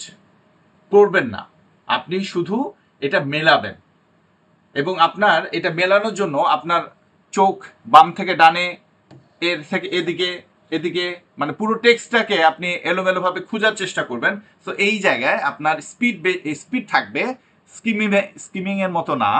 Gear 4-এ আপনি বাইক চালাচ্ছেন না, একটু গিয়ার নামিয়ে দিলেন কারণ সামনে স্পিড ব্রেকার, আর একটু আপনাকে স্লো ডাউন হইতে হবে। সো এখানে আপনাকে you have to search for names or numbers or capitalize words from the কোয়েশ্চেনে যা বলা হচ্ছে এইটাই তো আপনি খুঁজবেন, এইটাই তো অ্যান্সার আপনাকে এখানে খুঁজতে হবে। আচ্ছা, তাহলে এখানে আপনাকে বললাম do not read, move your eyes right left zigzag to find out. তাহলে এখানে আপনাকে locating where the answer is hiding, এখানে আপনার এই জায়গাটা, এটা হচ্ছে আপনার ইম্পর্টেন্ট জায়গা। এরপরে যখন আপনি লোকেট করে ফেললেন, ধরে না ট্রু বা ফলস বা নট গিভেন এই কোয়েশ্চেন অ্যান্সার আপনি করছেন, তখন আপনি তো লোকেট করতে পেরেছেন, কিন্তু এখন তো আপনাকে এটাকে অবশ্যই সিদ্ধান্ত নিতে হবে, তাই না, যে অ্যান্সারটা কি আসলে ফলস, নাকি এটা নট গিভেন, নাকি এটা ট্রু। সো এই জায়গায় এখন আপনি ক্লোজ রিডিং, তাহলে আপনার যদি এখনো 13 মিনিট আপনার হাতে আছে এই স্টেজের আগে, কারণ আপনি ইনভেস্ট করেছেন আগে 7 মিনিট, আমার হাতে প্রত্যেকটা প্যাসেজ করার জন্য সময় পাবো আমি 20 মিনিট। তাহলে আমি 20 মিনিটটাকে যদি আমি এখানে কোয়েশ্চেন পড়া, স্কিমিং করে আমার লোকেট আমি পেয়ে গেছি, এখন আমার প্রত্যেকটা কোয়েশ্চেনকে ক্লোজ রিডিং এর জন্য আমার মোটামুটি 55 সেকেন্ড থেকে 1 মিনিটের মতো সময়টা আমি পাচ্ছি। তো যথেষ্ট সময়, আপনি 1 মিনিট ধরে কোনো একটা লোকেশনে যদি প্রশ্নটাকে আপনি বুঝে নেওয়ার চেষ্টা করেন। এবং সবচেয়ে ইন্টারেস্টিং জিনিস কি জানেন, এই যে 7 মিনিটের সময় আপনার স্কিমিং করার সময়, এই যে এখানে যখন আপনি স্কিমিং করছেন তখনই কয়েকটা কোয়েশ্চেনের অ্যান্সার আপনার মনে, আপনি ইয়েটা পেয়েই যাবেন, ওটা যে এইটা এখানে আছে, এটা বলছে, এটা বলছে, এই জায়গায় এসে এই দুটো জায়গার মধ্যে আপনার মোটামুটি 4 থেকে 5টা কোয়েশ্চেনের অ্যান্সার আপনি পেয়েই যাবেন। আপনি ট্রাই করে দেখবেন কনফিডেন্সের সাথে, এবং তারপরে আপনার যে এটাকে জাস্টিফাই করবেন আপনি, তারপরে এখানে সিদ্ধান্তটা নেবেন এই স্টেজে এসে। তাহলে প্রত্যেকটা কোয়েশ্চেনের জন্য যদি আপনি 50 সেকেন্ড করে ওটার অ্যানালিসিস করার সময়টা আপনি পেয়ে যান, তখন আপনার কিন্তু ডিল করতে আর কঠিন হবে না। তো এই মোটামুটি গেল আমরা স্কিমিং, স্ক্যানিং, ক্লোজ রিডিং, এটা কখন কোনটা করবেন। আগে কি ক্লোজ রিডিং করবেন, তারপরে স্ক্যানিং করবেন, তারপরে লিখছেন না, আগে আপনি স্কিমিং করে পুরো বিষয়টাকে আপনি জেনে বুঝে নেবেন কি বিষয়টা আপনাকে ডিল করতে হবে, কোয়েশ্চেন কোনটাকে ডিল করতে হবে। বাই দিস টাইম আপনি সবকিছু জেনে গেছেন। এরপরে scanning, you will be looking for particular keywords, that could be number, that could be any writer's name, any scientist name, or capitalist word, কোনো লোকেশন হইতে পারে, কোনো রকমের একটা টাইটেল হতে পারে, সেগুলোর জন্য আপনি খুঁজছেন। এবং এগুলো তো প্রপার নাউন, এগুলো নাম্বার, এগুলো সেম থাকবে। কোয়েশ্চেনে বলেন এটাকে প্যারাফ্রেজ করা যায় না, যেটাকে প্যারাফ্রেজ করা যায় না সেটাকে আপনি ইজিলি লোকেট করতে পারবেন, আর যেটা প্যারাফ্রেজ করা আছে সেটাকে লোকেট করা কঠিন, তাই না? তো তখন আমরা যখন heading matching, paragraph title matching করব, ওগুলোতে কিন্তু প্যারাফ্রেজ, এই জন্য ওটাকে আমি আলাদাভাবে আলোচনা করব। আগে আমরা ট্রু ফলস নট গিভেন আজকের আলোচনার বিষয়বস্তু। এরপরে আমাদের এটাকে আমরা একটু স্কিলগুলোকে যদি ইমপ্লিমেন্ট করি, এখন আপনাদের কাজ, খাতা কলম আপনারা নিয়ে বসেছেন, আমি শুরুতেই বলেছি খাতা কলম নিয়ে বসেন, আপনারা আমার সাথে সাথে প্র্যাকটিস করবেন, অডিও বন্ধই থাকবে, আপনারা অ্যান্সার করবেন এবং পরে আমার অ্যান্সারের সাথে মিলিয়ে নেওয়ার চেষ্টা করবেন আপনি কতটুকু পারলেন এটাকে অ্যাপ্লাই করতে। চলেন আমরা এখন সামনের দিকে যদি যাই, আমরা এখন সার্ভে করব, ঠিক আছে? সার্ভে করব। আপনি কি করবেন, পুরো টেক্সটটাকে, আপনার হাতে 20 সেকেন্ড সময়, এটাকে পুরোটাকে সার্ভে করেন, কি কি আছে, জাস্ট 20 সেকেন্ডে আপনার কি কি আছে এটাকে আপনি সার্ভে করেন। আপনাকে পড়তে বলিনি, আপনাকে সার্ভে করতে বলেছে। সার্ভে করার জন্য কি টাইটেল দেখবেন, এটার স্ট্রাকচারটা দেখবেন, এটাতে কি আছে, গ্লসারি কি আছে, স্ট্রাকচার কি আছে, হ্যাঁ কয়টা প্যারাগ্রাফ আছে, সবকিছু মিলে এই আপনার সার্ভে হয়েছে। 20 মিনিট শেষ। এবার এখন আপনি আমাকে বলবেন, আপনারা লিখবেন, আমার কোয়েশ্চেন হচ্ছে যে টেক্সটটা দেখলেন, এই টেক্সটে কোনো টাইটেল ছিল কিনা। Does the text have a title? Number B, does the text have subheadings? Number C, does the text have diagrams or pictures? Number D, does the text have a glossary?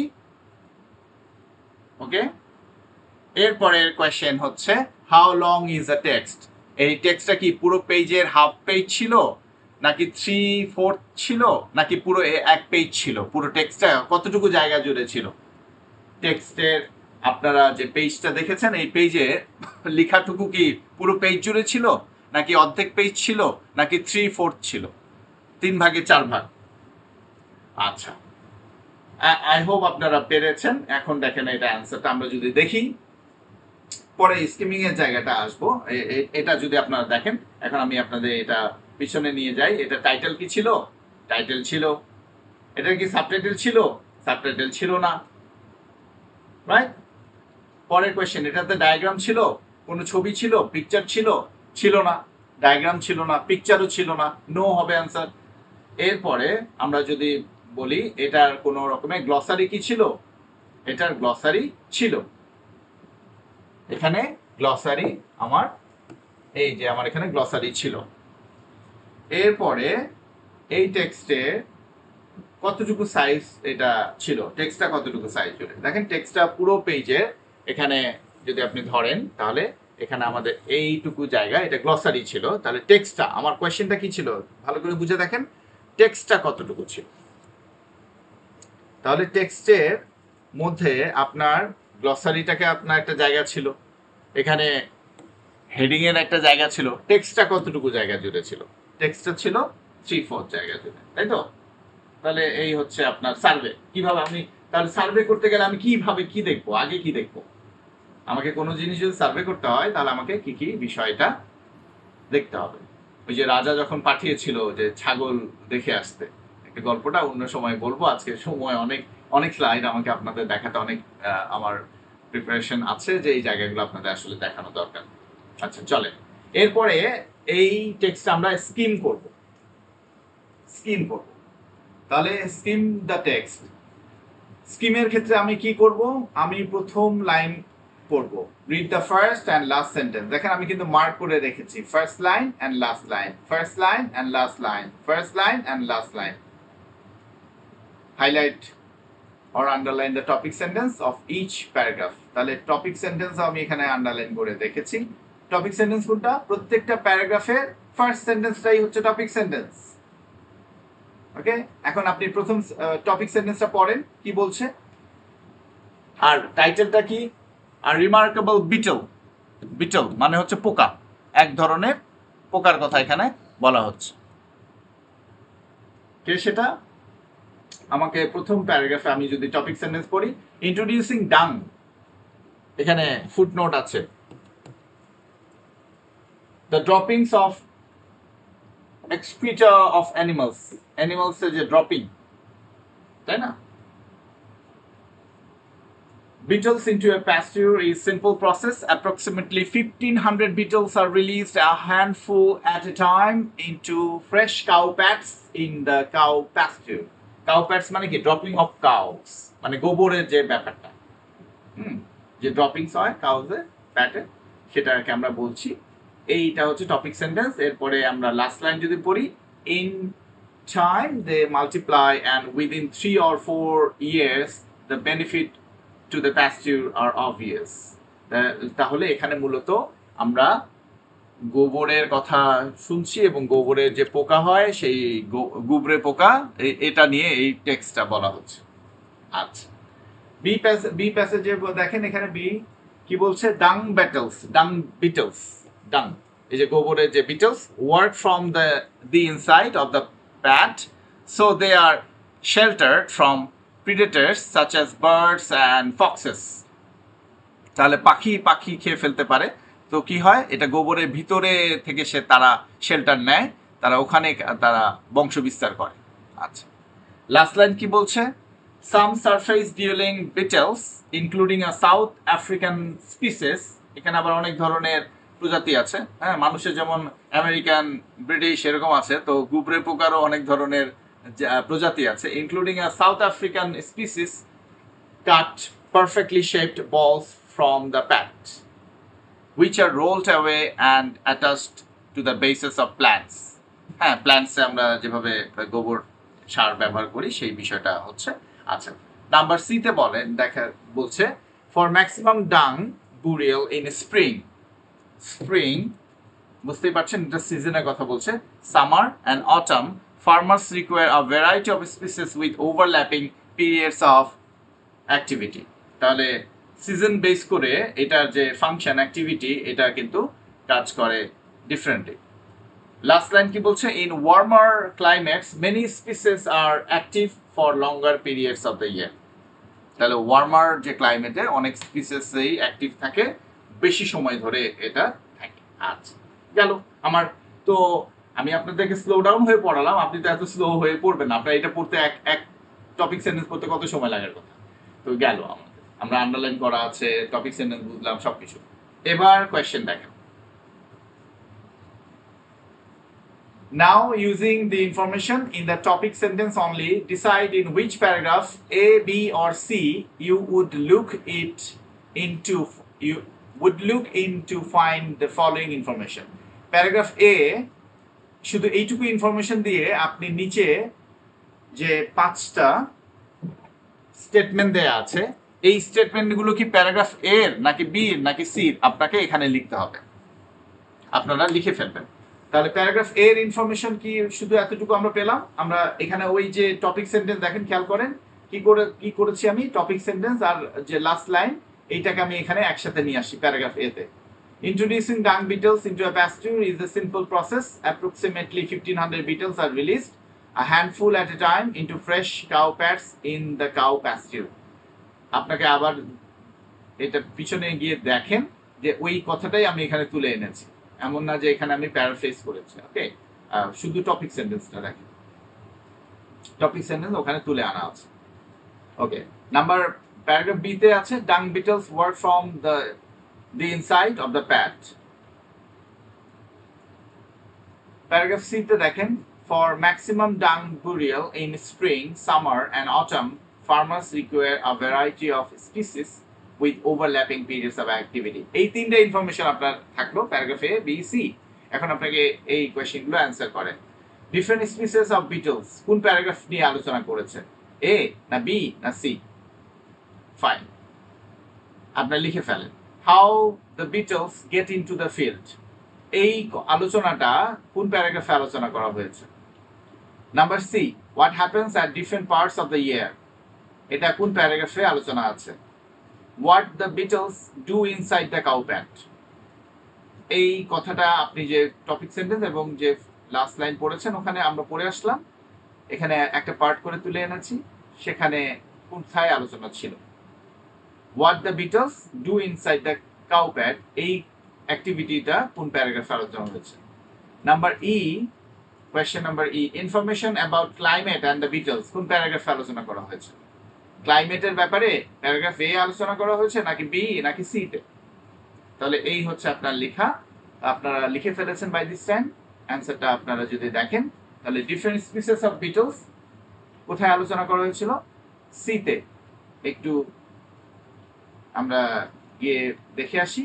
C দেখেন এখানে বলছিল যে cooler, এখানে বিভিন্ন species এর কথা বলা হয়েছিল, টেম্পারেচার, ক্লাইমেট, স্প্যানিশ, এখানে আপনি যদি একটু দেখেন ডিফারেন্ট, এখানে একটু স্কিম করলে কেউটা 2.5 সেন্টিমিটার লম্বা, কোনোটা তার হাফ সাইজ, এভাবে বলা আছে। তাহলে এটা answer C. How the beetles get into the field, এটা প্যারাগ্রাফ এ তে বলা হয়েছে।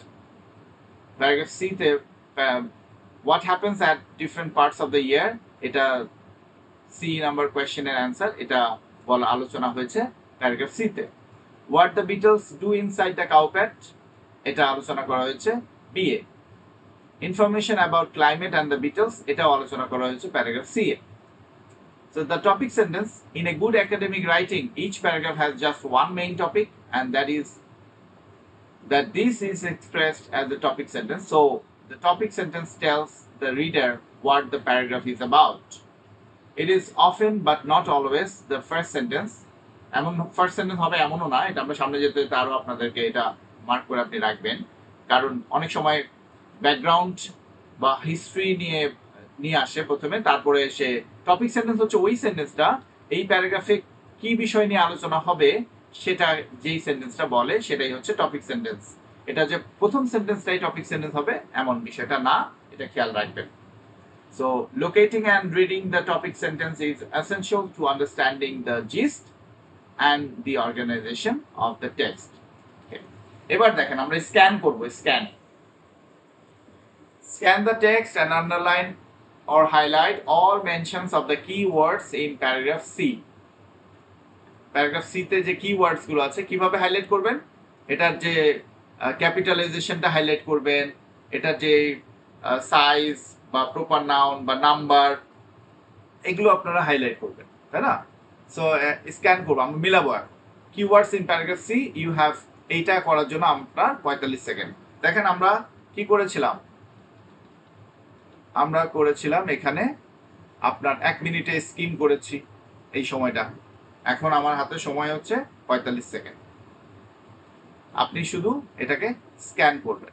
ওকে, স্ক্যান করবেন এই যে কোয়েশ্চেনটার বেসিসে। আগে প্রশ্নটা দেখে ফেলেন। আপনাকে কি কি অ্যান্সার করতে হবে? আপনাকে অ্যান্সার করতে হবে 1 নাম্বার কোয়েশ্চেন, এখানে অ্যান্সার করতে হবে। এটার সাইজটা দেয়া আছে, দেখেন এখানে যে টেবিলটা দেয়া আছে সাইজ, প্রত্যেকটা স্পিসিস, একটা ফ্রেঞ্চ, স্প্যানিশ, সাউথ আফ্রিকা আর বল রোলার, এইটার আপনাকে এখানে সাইজটা দেয়া আছে, এখানে সাইজ দেয়া আছে, সাইজ দেয়া নাই, কিন্তু আপনাকে অ্যান্সার করতে হবে না, এটা পড়ারও দরকার নেই। প্রেফার্ড ক্লাইমেট, এখানে আপনার প্রেফার্ড ক্লাইমেট ফ্রেঞ্চ যে স্পিসিস আছে বলেই দিয়েছে এটা কুল, এবং এটা কমপ্লিমেন্টারি হচ্ছে স্প্যানিশ যে স্পিসিস সেটা, এবং এটার start of activity period late স্প্রিংয়ে এটা শুরু হয়, এবং এটা number of generation per year 1 to 2।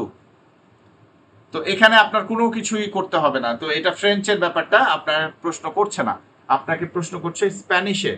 সাইজটা দেয়া আছে, সাইজটা আপনাকে অ্যান্সার করতে হবে না, আপনাকে প্রেফার্ড ক্লাইমেটটা খুঁজে বের করতে হবে। আপনাকে কি খুঁজতে হবে? স্প্যানিশ যে স্পিসিসটা আছে, কমপ্লিমেন্টারি স্পিসিসকে এটা খুঁজে বের করতে হবে না, এখানে ফাঁকা আছে কিন্তু এটার অপশন নাই, তার মানে এটা আপনি পড়বেন না। ওই যে বলেছি হান্টার হইতে হবে, আপনি রিডার না, যে এখানে স্প্যানিশ ছিল তাহলে এটার কি, এটা আমি বের করি, দরকার নেই।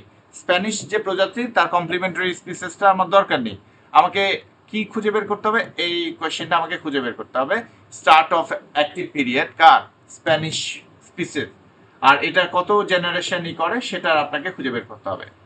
এরপরে সাউথ আফ্রিকান যে বল রোলার যে স্পিসিস আছে এটার আপনাকে খুঁজে বের করতে হবে এর প্রেফার্ড ক্লাইমেট কি এবং এর কমপ্লিমেন্টারি স্পিসিস। তাহলে কমপ্লিমেন্টারি স্পিসিস খুঁজে বের করতে হবে আপনাকে সাউথ আফ্রিকান বল রোলারের, স্প্যানিশের না। তো এইটা আপনাকে খুঁজে বের করতে হবে, আর খুঁজে বের করতে হবে south African ball রোলারের preferred climate কি। এই 5টা জিনিস আপনি পেলেন, এটা আপনার কোয়েশ্চেন যখন পড়া হলো, এখন আপনি এটাকে স্ক্যান করবেন, আশা করি আপনারা সেটা ভালোভাবে করতে পারবেন। এই হচ্ছে টেক্সট, টেক্সট থেকে আপনারা এখন এটাকে স্ক্যান যদি করতে যান তাহলে দেখেন আপনাকে স্প্যানিশ যে আমাদের সেটা আছে, এখানে আমাকে ফ্রেঞ্চ স্পিসিসটার কথা বলাই আছে, দেখেন না একটু আপনি এখানে খেয়াল করেন, এই যে ফ্রেঞ্চ এটা সাইজ বলা আছে, তাহলে আপনি লোকেটও করতে পারবেন যে আসলে এটা কোথাকার, যদি আপনি টেক্সটে খুঁজে বের করতে চান এটা আপনার জন্য কঠিন হবে না। তাহলে ফ্রেঞ্চটা এখানে বলা আছে, এই দেখেন 2.5 ল, তাহলে ফ্রেঞ্চটা বলা আছে, ফ্রেঞ্চের পরেই তো স্প্যানিশ, বুঝতে পেরেছেন?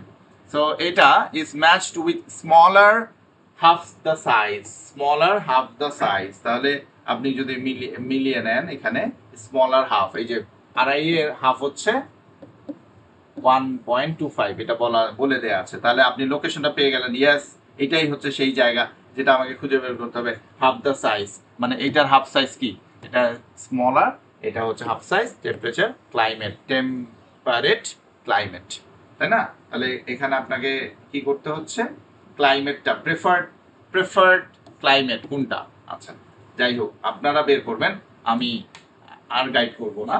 দ্য ফর্মার আর স্লো, এবার আপনি দেখেন এখানে কি কি আছে, স্প্রিং, অফ স্প্রিং, তারপরে কোথায় আছে, আপনাকে মূলত এই প্যারাগ্রাফটা পড়তে হচ্ছে, তাই না? আপনি কেন এই প্যারাগ্রাফটা পড়ছেন, কারণ আপনার যে ওটা ফিল ইন দ্য গ্যাপসটা এখানে আপনাকে লোকেট করতেছে, কারণ শুরু হয়েছে এখান থেকে, ফ্রেঞ্চ স্পিসিস থেকে শুরু হয়েছে। এখন বাকিটা আপনি পড়বেন, এরপরে এটার অ্যান্সারটা করবেন। এখানে আমি আরেকটু আপনাকে south African ball rolling species দেখেন এখানে দেয়া আছে, বিং আ সাবট্রপিক্যাল বিটেল, তাহলে এর সম্পর্কে এখানেও একটা ইনফরমেশন পাওয়া যাচ্ছে, climate northern and coastal South Wales,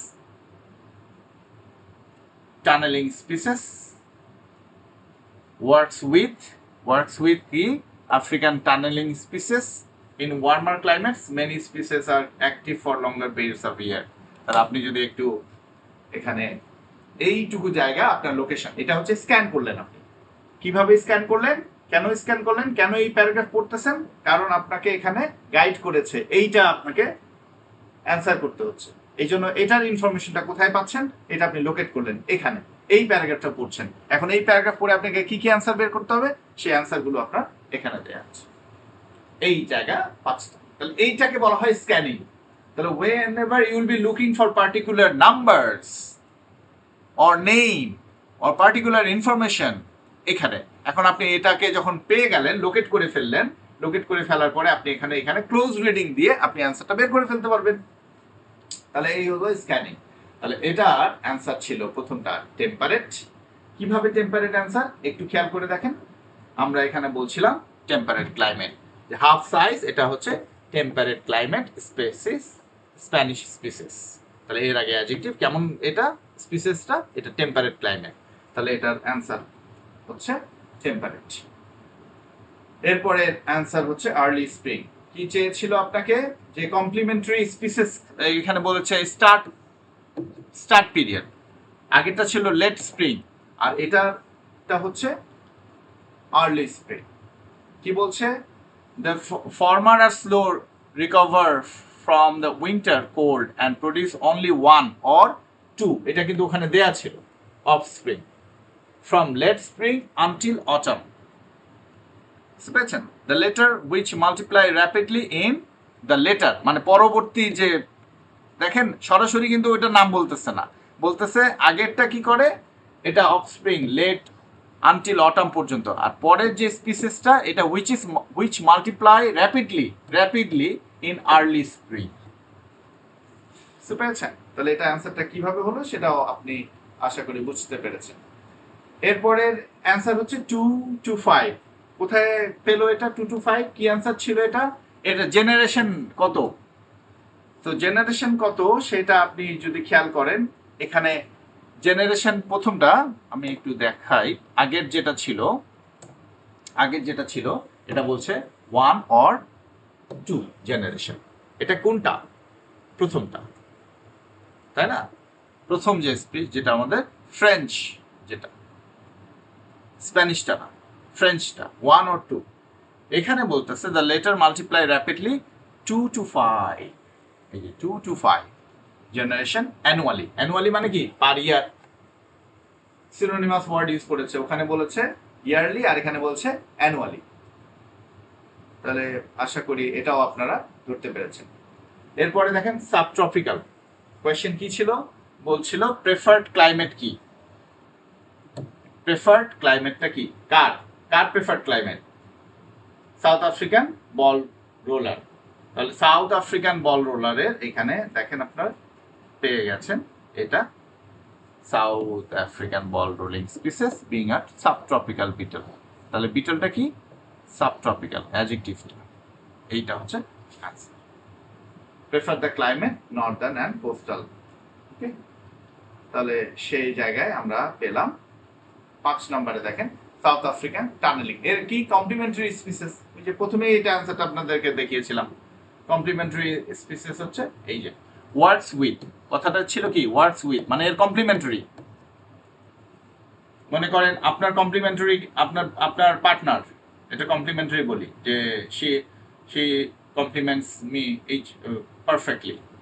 তো এই যে জায়গাটা কমপ্লিমেন্টারি মানে হচ্ছে যে আপনার সঙ্গে থাকে বা যে আপনাকে কমপ্লিমেন্ট করে সেটা, তাহলে এটা হচ্ছে South African tunnelling species. So আশা করি আপনারা এই বিষয়টা স্ক্যানিং একেবারে আপনাদের চেষ্টা করেছি যতটা বুঝিয়ে করার। জি শ্যাম স্যার বলেন। Number two question, I couldn't understand. Can you Kunta? say it again? Sir কত নম্বর question? Number two. Sir, question number two. আচ্ছা ঠিক আছে, আমি তাহলে কোয়েশ্চেন নাম্বার 2টা আবার আপনাদের বলে দিচ্ছি।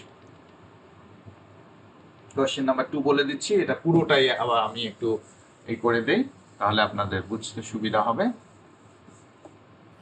ওকে, এখানেও আমরা ক্লিয়ার করে দেই, তাহলে জি আমি আগে এটা অ্যাড্রেস করে নিই, তারপর আপনাদের প্রশ্ন নিচ্ছি।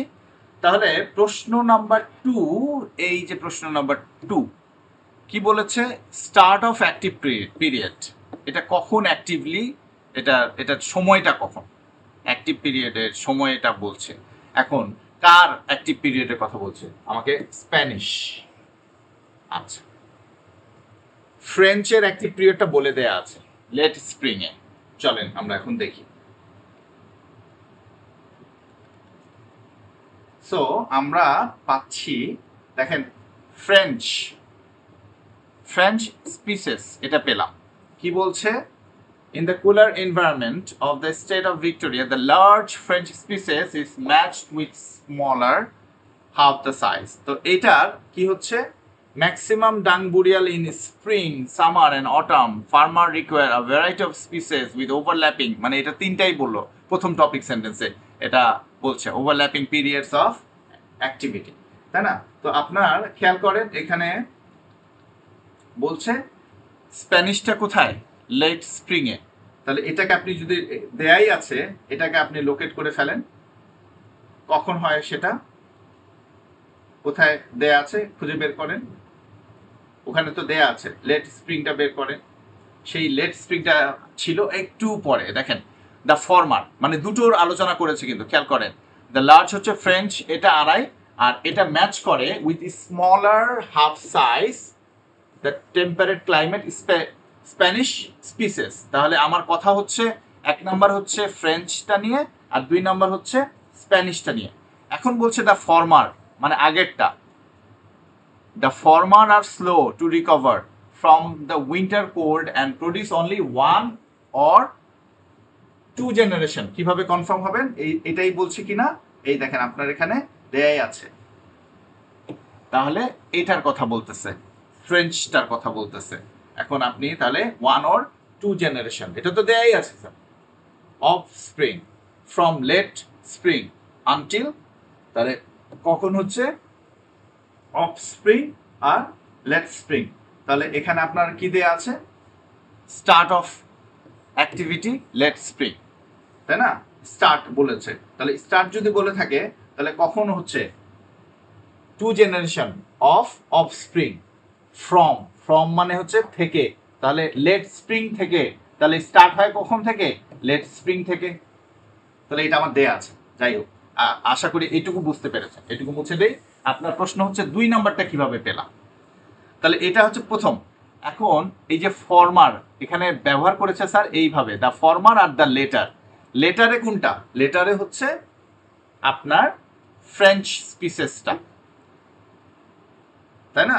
ফ্রেঞ্চটা প্রথম এক নাম্বার, আর লেটারটা হচ্ছে স্প্যানিশ।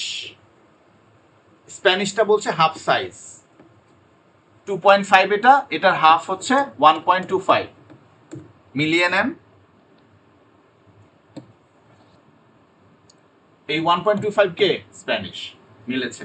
তাহলে যদি এটা হাফ সাইজ হয়ে থাকে তাহলে লেটার যার কথা বলতেছে। এখন আপনি দেখেন এখানে বলছে the letter which multiply rapidly, যেটা মাল্টিপ্লাই করে খুব দ্রুততার সাথে, কবে, ইন আর্লি স্প্রিং। দেখেন তাহলে এটার অ্যান্সার কি হবে, এটা আর্লি স্প্রিং। দেখেন এখানে আমি কি বোঝাতে পেরেছি Shyam sir? Okay, thank you. এরপরে কি যেন হ্যান্ড রেজ করেছিলেন, একটু বলেন, আমি অ্যাড্রেস করে দেই আপনাদের। স্যার উনি যে কোশ্চেনটা করেছিল এটাই ছিল, ওয়ান ওকে, এবং টু থ্যাংক এর আনসারটা কেন হলো, আপনি সুন্দরভাবে বুঝিয়ে দিয়েছেন, থ্যাংক ইউ। ইউ। তাহলে চলেন, আমরা অনেক অনেক আছে। হ্যাঁ, এমনি আমি আজকে ভেবেছিলাম কোনোভাবে হলেও আমি 7:30 শেষ করতেই হবে, কিন্তু এইটা আসলে প্রথমে স্টার্টিং তো বিষয়টা যদি আপনাদের আমি স্ক্যানিং এটাকে ধরিয়ে দিতে পারি, এটা আপনাদের অনেক হেল্প করবে।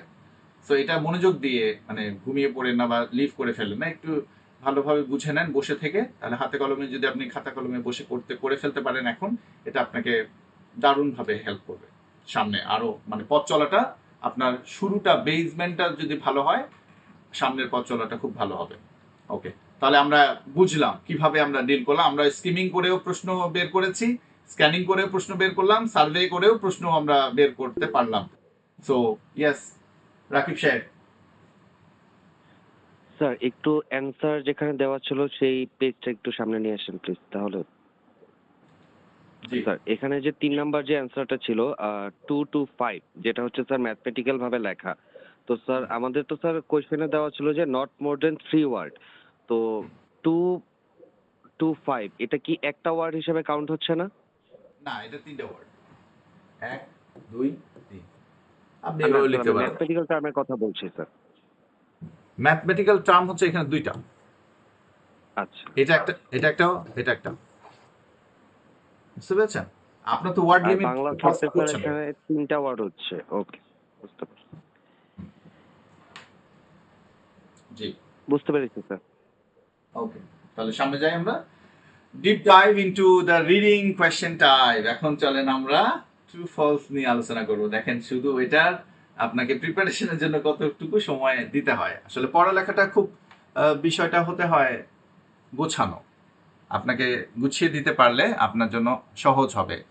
এটাকে হ্রাস করা জিনিস না, খুব কুইক 5 মিনিটে টেকনিক শুনে আমি চলে গেলাম এরকম না, বিষয়টা আপনাকে ব্রেনের সাথে বুঝে নিতে হবে। তো প্রিপারেশন নেওয়া যখন আপনি আইএলটিএস নেবেন তখন এই হ্রাস করা যে আমাদের একটা সংস্কৃতি ডেভেলপ হয়েছে, খুব 4-5 মিনিটের ভিডিও দিয়ে আমরা আইএলটিএস প্রিপারেশন নিয়ে ফেলতে চাই, বিষয়টা মানে খুবই এটা বিপজ্জনক। হুম, একেবারে সবসময় 5 গিয়ারে যদি গাড়ি চালান 4 গিয়ারে, তো আপনি উড়েও যাবেন অনেক সময়, স্পিড ব্রেকারগুলো এত উঁচু উঁচু থাকে। যাই হোক, চলেন আমরা একটু দেখি এখন কোয়েশ্চেন টাইপটাতে দেখি। আমাদের আজকের কোয়েশ্চেন টাইপ হচ্ছে we will analyse every question type for band 8। এটা আমি আপনাদের বলে দিচ্ছি, নাহলে আপনার কাছে প্রশ্ন আসতে পারে স্যার ট্রু ফলস, আমি তো স্যার এটা পারি, আমার তো মাল্টিপল চয়েস। এক্সাইটেড হবেন না, আমি এখানে এই জন্য টাইটেল দিয়ে রাখছি আমরা অ্যানালাইজ করব প্রত্যেকটা টাইপ ফর ব্যান্ড 8 8 পাওয়ার জন্য you must know the specific strategy for each, এটা আপনাদের জানতে হবে। আজকের হচ্ছে type 1, true false not given. এটা মূলত fact identification. Okay, fact identity. আরেকটা জিনিস একটু বুঝে রাখেন, এই যে ইয়েস নো নট গিভেন, এটা মূলত রাইটার্স ভিউ নিয়ে প্রশ্ন করা হয়, রাইটার্স অপিনিয়ন নিয়ে প্রশ্ন করা হয়, রাইটার কি এটা ক্লেম করছে নাকি করে নাই। এই টাইপের কোয়েশ্চেনগুলো হচ্ছে আপনার ইয়েস নো নট গিভেন। তাহলে যখন ইয়েস নো নট গিভেন থাকবে তখন আপনার মাথায় ব্যাক অফ দ্য মাইন্ড আপনার এটা কাজ করা উচিত যে আমাকে এখানে অপিনিয়ন ক্লেম। তাহলে সেক্ষেত্রে আপনি পড়বেন কিভাবে? ইয়েস নো নট গিভেন যদি প্রশ্নের টাইপটা হয় তখন কিন্তু আপনাকে কি বলেছে, যেমন খুব ইজি কিন্তু, যে মোডাল ভার্বগুলোকে আপনি ফলো করার চেষ্টা করবেন। ওখানে রাইটার অপিনিয়ন দেওয়ার সময় এগুলোকে জোর দিয়ে, ক্লেম করার সময় এগুলোকে বলা হয় যে শুডটা ইউজ করা হয়, বিলিভ এইভাবে ইউজ করা হয়, হ্যাঁ, ক্লেম এই ওয়ার্ডগুলো ইউজ করা হয়। তাহলে এটা হচ্ছে আপনার ইন শর্ট। অ্যান্ড অ্যাডজেক্টিভসগুলো দেখবেন আনফর্চুনেটলি, সারপ্রাইজিংলি, যখন আনফর্চুনেট হয় তখন মানে বিষয়টা সেটা যা বললো কিন্তু আনফর্চুনেটলি এটা এরকম হচ্ছে। এখন এরকম হচ্ছে তার মানে এরকম হচ্ছে ওইটাকে আপনি পজিটিভ নিলেন, মূলত কিন্তু নেগেটিভ হয়ে গেল। আচ্ছা, এটা পরে আপনি আরো ভালোভাবে বুঝবেন। তাহলে আসেন ট্রু ফলস নট গিভেন। তাহলে ট্রু ফলস নট গিভেন এটা প্রথম মানে প্যাসেজগুলোর, প্যাসেজ 1, প্যাসেজ 2, এই ধরনের প্যাসেজগুলো, প্রথম দিকের প্যাসেজে ট্রু ফলস নট গিভেন দেওয়া থাকে। সাধারণত 3 নাম্বার যে প্যাসেজটা এটাতে ইয়েস নো নট গিভেন দেওয়া থাকে। এটা ম্যান্ডেটরি না, সবসময় 3 নাম্বারে ইয়েস নো নট গিভেন থাকবে। তো যখন দেখা যায় অপিনিয়ন বেস কোনো রকমের একটা রিসার্চ এসেছে বা কোনো আর্টিকেলের জায়গা থেকে, first person point of view থেকে যদি আর্টিকেলটা হয়, ফার্স্ট পার্সন মানে হচ্ছে যিনি লিখছেন তার পয়েন্ট অফ ভিউ থেকে যখন লেখা হয় তখন সেটা ওখানে অপিনিয়নগুলো পাওয়া যায়, অপিনিয়ন বলা হয়। এই জন্য ওই প্যাসেজের কোয়েশ্চেনগুলো ইয়েস নো নট গিভেনের বিষয়টা থাকে। So true false not given এটা হচ্ছে ফ্যাক্ট আইডেন্টিফিকেশন। আপনাকে ফ্যাক্টটাকে হবে যে এখানে এটা রাকিব ইউনিভার্সিটিতে কেমিস্ট্রি সাবজেক্টটা ভর্তি হয়েছে। রাকিব লেকচার শুনতে এসেছিল, সাইদ স্যারের লেকচার। উনি একজন বিরাট বড় কেমিস্ট, ওয়ার্ল্ড ফেমাস কেমিস্ট। ওনার লেকচার উনি শুনেছেন এবং উনি এই যে সাইদ স্যার যে ইউনিভার্সিটিতে পড়ান ওইখানে সেমিনার ছিল, সেখানে সেমিনার অ্যাটেন্ড করার পরে রাকিব মোটিভেটেড ফিল করেছে এবং রাকিব সেই কেমিস্ট্রি ডিপার্টমেন্টে ভর্তি হয়েছে।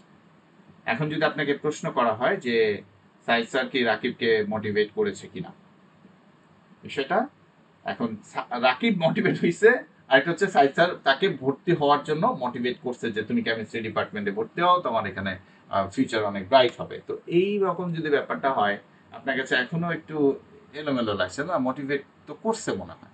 এই যে করতে মনে হয় বিষয়টা হচ্ছে আপনাকে এটা ক্লিয়ার। তো এগুলো আমরা দেখবো, একটু ধোঁয়াশা রাখি আপাতত। তো এইরকম মানে আপনাকে ফ্যাক্ট আইডেন্টিফিকেশন করতে হবে যে এটা ফ্যাক্টে, এটাকে টেক্সটে কিন্তু বলা হয়েছে কিনা। টেক্সটে যদি এই বিষয়টা ক্লিয়ারলি বলা না হয় তা আপনাকে শুধুমাত্র গেস করে আপনি অ্যান্সার করতে পারবেন না। মনে হয় তো বস, বা মনে হয় তো মোটিভেট করছে, সো এটা it's not given. Rakib say motivate করছে কি করে নাই, সে ভর্তি হয়েছে এটা ফ্যাক্টটা আছে, কিন্তু মোটিভেট করছে কিনা এটা কিসের বেসিস আপনি বলতে পারেন মোটিভেট করে নাই? কোনো ইনফরমেশন নেই তো, ডেটা নেই তো আপনার কাছে, আর কিসের বেসিসে বলতে পারেন যে সে মোটিভেট করে নাই? ডেটা থাকতে হবে, তাই তো? যদি বলা হয় মাহমুদ একটা কনফারেন্স অ্যাটেন্ড করেছে, সেই কনফারেন্সে টেক্সটে বলা হচ্ছে যে মাহমুদ এক ব্ল্যাক আউটফিট পরেছে। আমি জানি না মাহমুদ কি আউটফিট পরেছিল, সো ব্ল্যাক একটা আউটফিট পরেছে। এখন কোয়েশ্চেনে বলা হলো যে মাহমুদ হাফ স্লিভ ব্ল্যাক আউটফিটে চমৎকার লাগছিল। এখন হাফ স্লিভ ব্ল্যাক আউটফিট পরেছে নাকি ফুল স্লিভ পরেছে এটা টেক্সটেই দেয়া নাই। আপনি গেস করলেন যে সামার সিজন, তাহলে তো হাফ স্লিভই পরবে, হাফ হাতাই পরবে, তাই না? তো এটা গেস করার কিছু নাই। যদি ইনফরমেশনটা ওখানে ম্যাচ করে, ইনফরমেশন দেয়া থাকে তাহলে ট্রু, আর যদি ডিসকাস করা না থাকে তাহলে নট গিভেন। আর যদি বলা হতো যে টেক্সটে দেয়া আছে ব্ল্যাক আউটফিট পরেছে আর বলা হচ্ছে সে হোয়াইট আউটফিট পরেছে, তাহলে এটা ফলস, অপোজিট হয়ে যাচ্ছে ইনফরমেশন। এই ছোট জিনিসগুলো, ছোট ছোট যে কথাগুলো, এগুলোকে মাথায় আগে সহজ করে সেট করে ফেলবেন, তারপরে জটিলতার দিকে আমরা যেতে পারবো। So you will be given statements containing information. You must decide if the information in the statement is true, false or not given according to the information in the reading passage. প্যাসেজে টেক্সটে দেয়া থাকলে match করলে true, যদি match না করে alter করে false, আর যদি which is not being discussed in the passage that will be not given, not discussed in the passage. Simple, এই সিম্পল জিনিসটাকে সবসময় মাথায় সেট করে রাখবেন। যখনই কোনো কিছু কনফিউজ হয়ে যাবেন এই বিষয়টাকে সামনে নিয়ে আসবেন। আপনার ব্যান্ড 8 পাওয়ার স্ট্র্যাটেজি, আমি যেহেতু বলেছি শুরুতেই আমরা 8কে, আমি সব সময় এটা ডিসকারেজ করি যে আপনি 9-এর জন্য আমি আমার কোনো স্টুডেন্টকে তৈরি করি না। কারণ 8-এর জন্য যদি কেউ তৈরি থাকে, সে যদি সুযোগ পায় 9 স্কোর করার, সে তো অবশ্যই সেটা হাতছাড়া করবে না। আপনি এমন যে আচ্ছা আমার তো 8 হয়ে গেছে, তাই দরকার নেই, 4-5টা ভুল করে আসি, এটা করবেন না। কিন্তু বিষয়টা হচ্ছে আপনি যদি 9-এর অ্যাম্বিশন নিয়ে এবং এক্সপেকটেশন নিয়ে পরীক্ষা দিতে বসেন, তখন যখন আপনার একটা এত প্রেশার থাকবে, আপনার এক্সপেকটেশন যদি খুব হাই থাকে, তো এক্সপেকটেশনের প্রেশারেই আপনি দুমড়ে মুচড়ে যাবেন।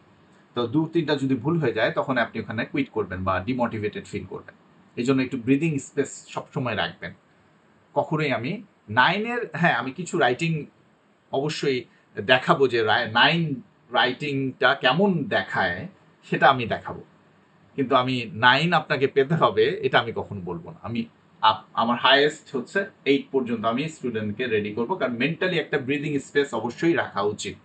কারণ আপনি যেন ডিমোটিভেটেড, এক্সাম হলে শুট দিচ্ছেন, প্রথম 2টা আপনি লিসেনিং করে পারলেন না, মিস হয়ে গেল, তখন আপনি মনে করবেন যে আমার তো টার্গেট ফিল হলো না, আমি তাহলে আবার একটা এক্সাম দিতে হবে, তাহলে আপনার আরও 4-5টা তখন চলে যাবে। তো যেখানে আপনি 8-এর জন্য প্রস্তুত ছিলেন, 9-এর যে এক্সপেকটেশনে আপনাকে 6 পর্যন্ত নামিয়ে আনতে পারে। তো যারা 8-এর জন্য প্রস্তুত হবে তাকে আবার 6-এর নিচে নামানো যাবে না, এতটাও নিচে নামার অবস্থা হবে না। যাই হোক, তো এই জন্য ব্রিদিং স্পেসটা অবশ্যই রাখবেন, আপনার জন্য এটা ভালো। কখনোই কোনো স্টুডেন্টকে একদম পিক হাইয়েস্টে নিয়ে যাবেন না, তাহলে সে কিন্তু ডিমোটিভেটেড হয়ে সুইসাইডও করে ফেলতে পারে, কারণ সে কারো এক্সপেকটেশন ফুলফিল করতে পারে না, তার টিচারের এক্সপেকটেশন ফুলফিল করতে পারে না, সে নিজেকে খুব বেশি ইউজলেস, ওয়ার্থলেস মনে করবে। এটা সবসময় এনকারেজ করা উচিত, একটু ব্রিদিং স্পেস থাকা উচিত, তার বেস্ট পটেনশিয়ালটাকে এক্সপ্লোর করতে তাকে সাহায্য করা উচিত আমাদের। তাহলে চলেন, if the text simply does not mention the specific comparison or detail not given, তাহলে does the text explicitly say the opposite, if yes তাহলে ফলস, আর যদি ম্যাচ করে তাহলে ইয়েস, মানে ট্রু। নট গিভেন তো বললাম, শুরুতেই বলেছি, sorry yes no not given, এটা মূলত রাইটার্স ভিউ, আর আবারও পিছনে দেখাই এটা মূলত ফ্যাক্ট আইডেন্টিফিকেশন। এই দুটোর মধ্যে পার্থক্য, ট্রু ফলস নট গিভেনে মানে হচ্ছে ফ্যাক্ট আইডেন্টিফাই করতে হবে আপনাকে, আর ইয়েস নো নট গিভেন আপনাকে রাইটার্স ভিউ, আপনাকে যে ক্লেম করেছে কি করে নাই, ফ্যাক্ট, এইরকম ব্যাপারটাকে, ফ্যাক্ট এখানে না, এটা রাইটার্স ক্লেম বা অপিনিয়ন, এটা আছে কিনা সেই বিষয়টা নিয়ে প্রশ্ন। Okay, so academic reading dealing with true false, এখন আমি একটু ফাস্ট যাব, হ্যাঁ অনেক, তাহলে আপনি শুধু দেখতে দেখতে থাকলেই বিষয়গুলো বুঝে যাবেন। Academic reading dealing with true false not given and yes no not given question, differentiating between the options. Read the line below from an IELTS reading passage and answer question 1 to 3. খেয়াল করেন এখানে line from the reading passage, the Wi-Fi code is Dublin, the Wi-Fi code is Dublin, okay. Do the following statements agree with the information given in the reading passage? Right. Okay. আচ্ছা, London, এখন নিচে দেখেন, London is the wifi code. কি হবে, true না false? লিখে ফেলেন, আপনারা খাতায় লিখে ফেলেন, বলতে হবেন, লিখে ফেলেন। London is the wifi code, তাহলে আমার টেক্সটে কি ছিল? The wifi code is Dublin. আর এখানে বলছে London is the wifi code, তাহলে এটা false. The wifi code has the letter B. Wifi কোডে একটা লেটার আছে, সেটা বি আছে, একটা লেটার আছে কি না? আছে। Dublin is the capital of the Republic of Ireland. বলছে ডাবলিন হচ্ছে রিপাবলিক অফ আয়ারল্যান্ডের ক্যাপিটাল। কিসের বেসিসে বলবো এটা ক্যাপিটাল না, কিসের বেসিসে বলবো এটা ক্যাপিটাল? আমার কাছে কোনো ইনফরমেশন আছে? which is not being discussed। দেখেন, আমি শুধু একটা লাইন দিয়ে আপনাদেরকে কিন্তু এখানে, মানে আপনারা মনে করেন যে টেক্সটটা কই স্যার, এটাই টেক্সট, এটার উপরে প্রশ্ন করেছি 3টা। বুঝতে পেরেছেন? তার প্রথম বলছে London is the wifi code, কিন্তু ওয়াইফাই কোডটা আমার কি? ডাবলিন। তাহলে এখানে এটা ম্যাচ করছে না, তাহলে এটা ফলস, তাই তো? আরেকটা জিনিস মাথায় রাখবেন, এই জন্যই লিখলাম, আমি লিখতে গিয়েছিলাম ক্যাপিটাল, পরে এইভাবে লিখলাম। যদি আপনার ইনস্ট্রাকশনে দেখেন এখানে লেখা থাকে if the statement agrees the information, তাহলে আপনি ট্রু লিখবেন। যদি ম্যাচ কন্ট্রাডিক্ট করে তাহলে ফলস লিখবেন। আর যদি নো ইনফরমেশন অন দিস থাকে তাহলে নট গিভেন। তাহলে ফলসটা কিভাবে লেখা আছে? আপনাকে ফলসটা সেভাবে লেখা উচিত, কারণ এটা কিন্তু কোড। এখানে ইনস্ট্রাকশন দেখবেন কিভাবে দেয়া আছে, সেভাবে আপনি লিখবেন। Okay, so it is widely accepted, এটাও মানে যে ভুল অ্যান্সার দেয় বা না, দরকার কি আপনার? ইনফরমেশন এখানে যেভাবে বলেছে এটা এটা আপনাকে সেভাবে আপনার ফলো করা উচিত। আমি আমার স্টুডেন্টকে এটা সাজেস্ট করে থাকি, আপনাদেরকেও সাজেস্ট করলাম। জি বলেন মামুন। স্যার এখানে আমি হয়তো মিস করেছি যে ফার্স্টে academic reading detailing with T or A for NG, এটা দিয়ে স্যার কি বুঝিয়েছে, এবং and Y N NG question এই শর্ট আচ্ছা আচ্ছা, গুলো দিয়ে আসলে না এটা একটু আগে পড়িয়েছে তো, মানে এখানে আর মানে অল্প করে লিখেছি। মানে একাডেমিক রিডিং এ আমাদের রিডিং মডিউল পড়তেছি, ডিলিং উইথ মানে আমরা ডিলিং করতেছি কি ট্রু ফলস নট গিভেন আর ইয়েস নো নট গিভেন, একটু শর্ট করে লিখেছি। ওকে, আপনাদের টাস্ক করে দিয়েছি। ওকে, এখানে শর্ট করে লিখেছি কারণ আপনাকে ওখান থেকে পড়িয়ে এনেছি তো, ফাইন।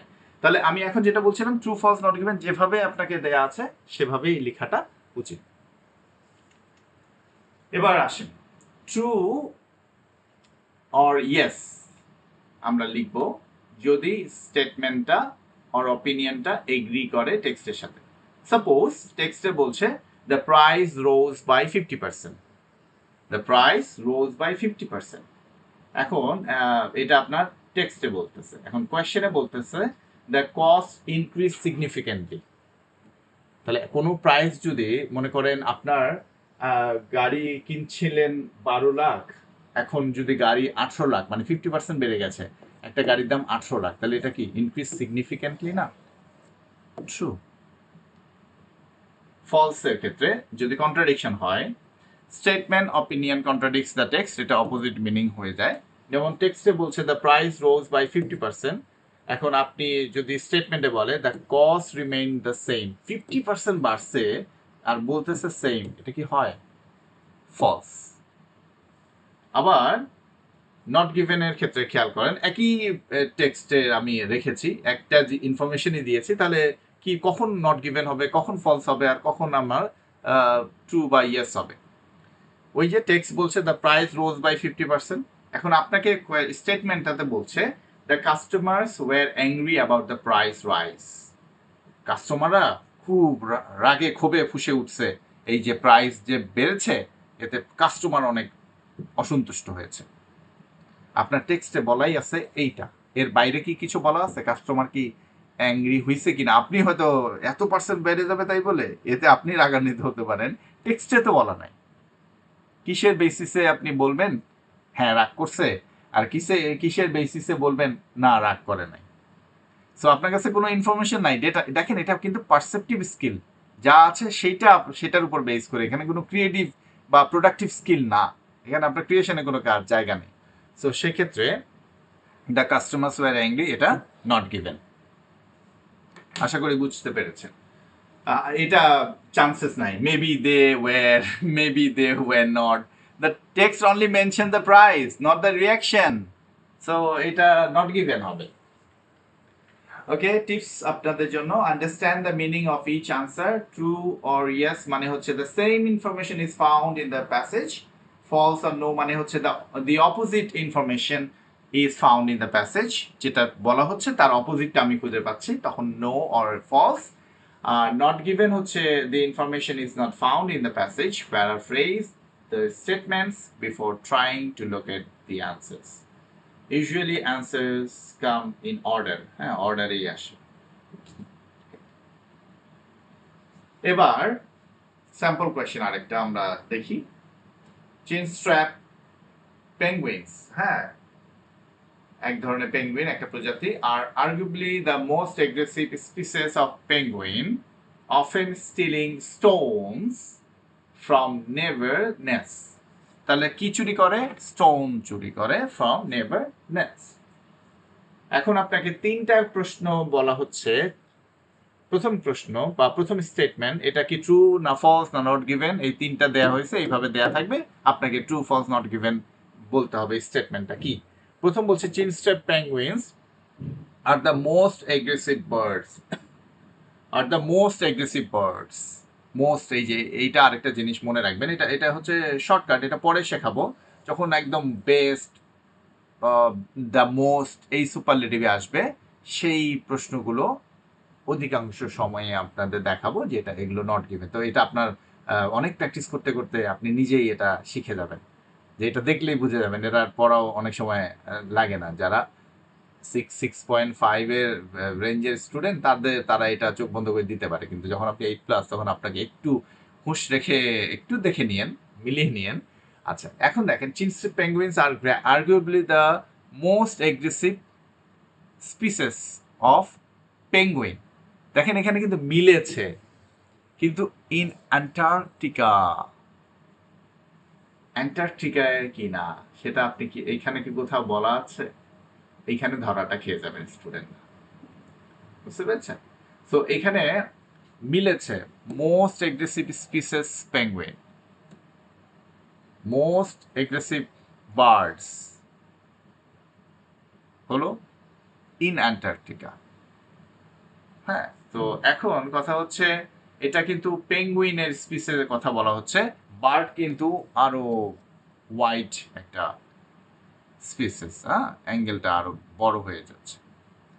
তো এই জন্য এই অ্যান্সারটা নট গিভেন হচ্ছে। আশা করি বুঝতে পেরেছেন। পরের কোয়েশ্চেনটা দেখেন, স্টেটমেন্টটা, chinstrap penguins frequently take stones from other penguins. কি বলেছে? অফেন। আর এখানে কি বলেছে? ফ্রিকুয়েন্টলি, মানে প্রায়। এই দুটো সিনোনিমাস ওয়ার্ড। কি করে? স্টিলিং স্টোনস, আর এখানে বলছে টেক স্টোনস, একই কথা। আদার ফ্রম নেভার্স নেস্ট, তাহলে নেভার্স নেস্টের থেকে যদি নিয়ে আসে, তাহলে এটা নিয়ে আসা, হ্যাঁ, from take from other penguins, একই কথা, ম্যাচ করছে, তাহলে এটা হবে ইয়েস। পরের কোয়েশ্চেন দেখেন, চিনস্ট্র্যাপ পেঙ্গুইনস আর মোর এগ্রেসিভ দেন এম্পারার পেঙ্গুইনস। তাহলে এটা কোথাও কম্প্যারিজন আছে আমার এখানে? এটার থেকে এটা বেশি এগ্রেসিভ, এটাও মিলে নাই, এটাও নট গিভেন। এখন আপনি আবার মনে করেন না নট গিভেনও হয়েছে, ইয়েসও ট্রুও হয়ে গেছে, তাহলে এটা মনে ফলস হবে। এই গেস করবেন না কখনো, হ্যাঁ, রিডিং এবং লিসেনিং এ কখনো গেস করবেন না, যা শুনবেন, যা পড়বেন, যা বুঝবেন সেটাই দিবেন। এবার দেখেন আরেকটা ইন্টারঅ্যাক্টিভ অ্যাক্টিভিটি যদি আমরা করি। The Australian platypus is unique because it is one of the few mammals that lay eggs instead of giving birth to live young, মানে ছোট যারা বাচ্চা প্রসব করে আর কি, লিভ ইয়াং মানে লাইভ, যেটা ইয়াং, যেটা জীবন। It is found primarily in eastern Australia. গেল। এখন আপনাকে স্টেটমেন্ট দিচ্ছে the platypus is the only mammal that lay eggs. The Australian platypus is unique because it is one of the few mammals. আর এখানে বলতেছে only, এইটা দিয়ে ঝামেলা করে দিচ্ছে, তাই না? সেই একমাত্র না, অনলি, তাহলে এটা ফলস। কারণ দেখেন এখানে আমি লিখেছি টেক্সট বলতেছে one of the, there are others, আরও আছে, আর এখানে বলতেছে অনলি মানে হচ্ছে আর নাই, এরকম বোঝাচ্ছে। তাহলে এ বলছে, টেক্সট বলছে আরও আছে, আর কোয়েশ্চেনে বলতেছে অনলি, আর নাই, তাহলে এটা ফলস। এরপরে কোয়েশ্চেন দেখেন the platypus lives in western Australia. আচ্ছা, এই যে আমি লিভ করতে গেলাম না, যখন এটা ভার্ব হিসেবে আসবে তখন এটা লিভস, আর যখন এটা আপনার লাইভ টেলিকাস্টে বানানো কিন্তু এই যে লাইভ টেলিকাস্ট, তাহলে যখন এটা অ্যাডজেক্টিভ হিসেবে আসবে মানে নাউনের আগে আসবে তখন এটার উচ্চারণ হচ্ছে লাইভ, আর যখন এটা ভার্ব হিসেবে আসবে তখন এটা হবে লিভ। কি বলছে the platypus lives in western Australia. কোথায় আছে এটা? বলছে west Australian platypus is unique. এ কোথায় থাকে?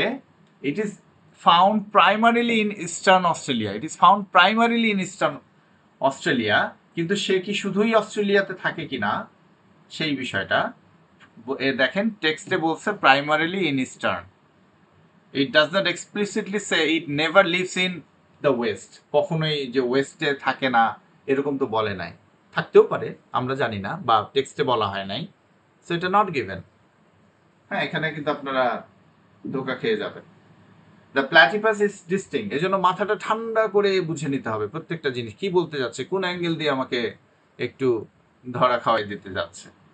The platypus is distinct from most other mammals, তাই না? এখানে বলেছে ইউনিক, ইউনিক মানেই তো ডিস্টিংক্ট, তাই না? সো দেখেন এখানে এই যে লিখে দিয়েছি lays eggs instead of live young, the distinction, যে অন্যরা কি করে?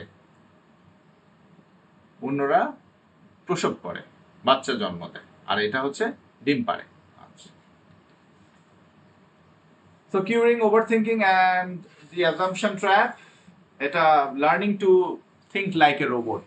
রোবটের মতো চিন্তা করবেন, নিজেকে বেশি ভাববেন না, বেশি ক্রিয়েটিভ হতে যাবেন না, বেশি নিজের অপিনিয়ন নিয়ে আসবেন না, এখানে রোবটের মতো ভাবতে হবে। যা পাইছেন 0 1 বাইনারি সিস্টেমে ইনফরমেশন ম্যাচ করে ইয়েস, না হলে দেখবেন আপনি আন্ডারলাইন করে দিবেন রেড করে, যেভাবে কম্পিউটার আপনাকে তার ইনপুট ডেটার সাথে না ম্যাচ করলে সে যেভাবে সেটাকে রিজেক্ট করে, এরকম ভাবে আপনাকে রোবটের মতো ডিল করতে হবে।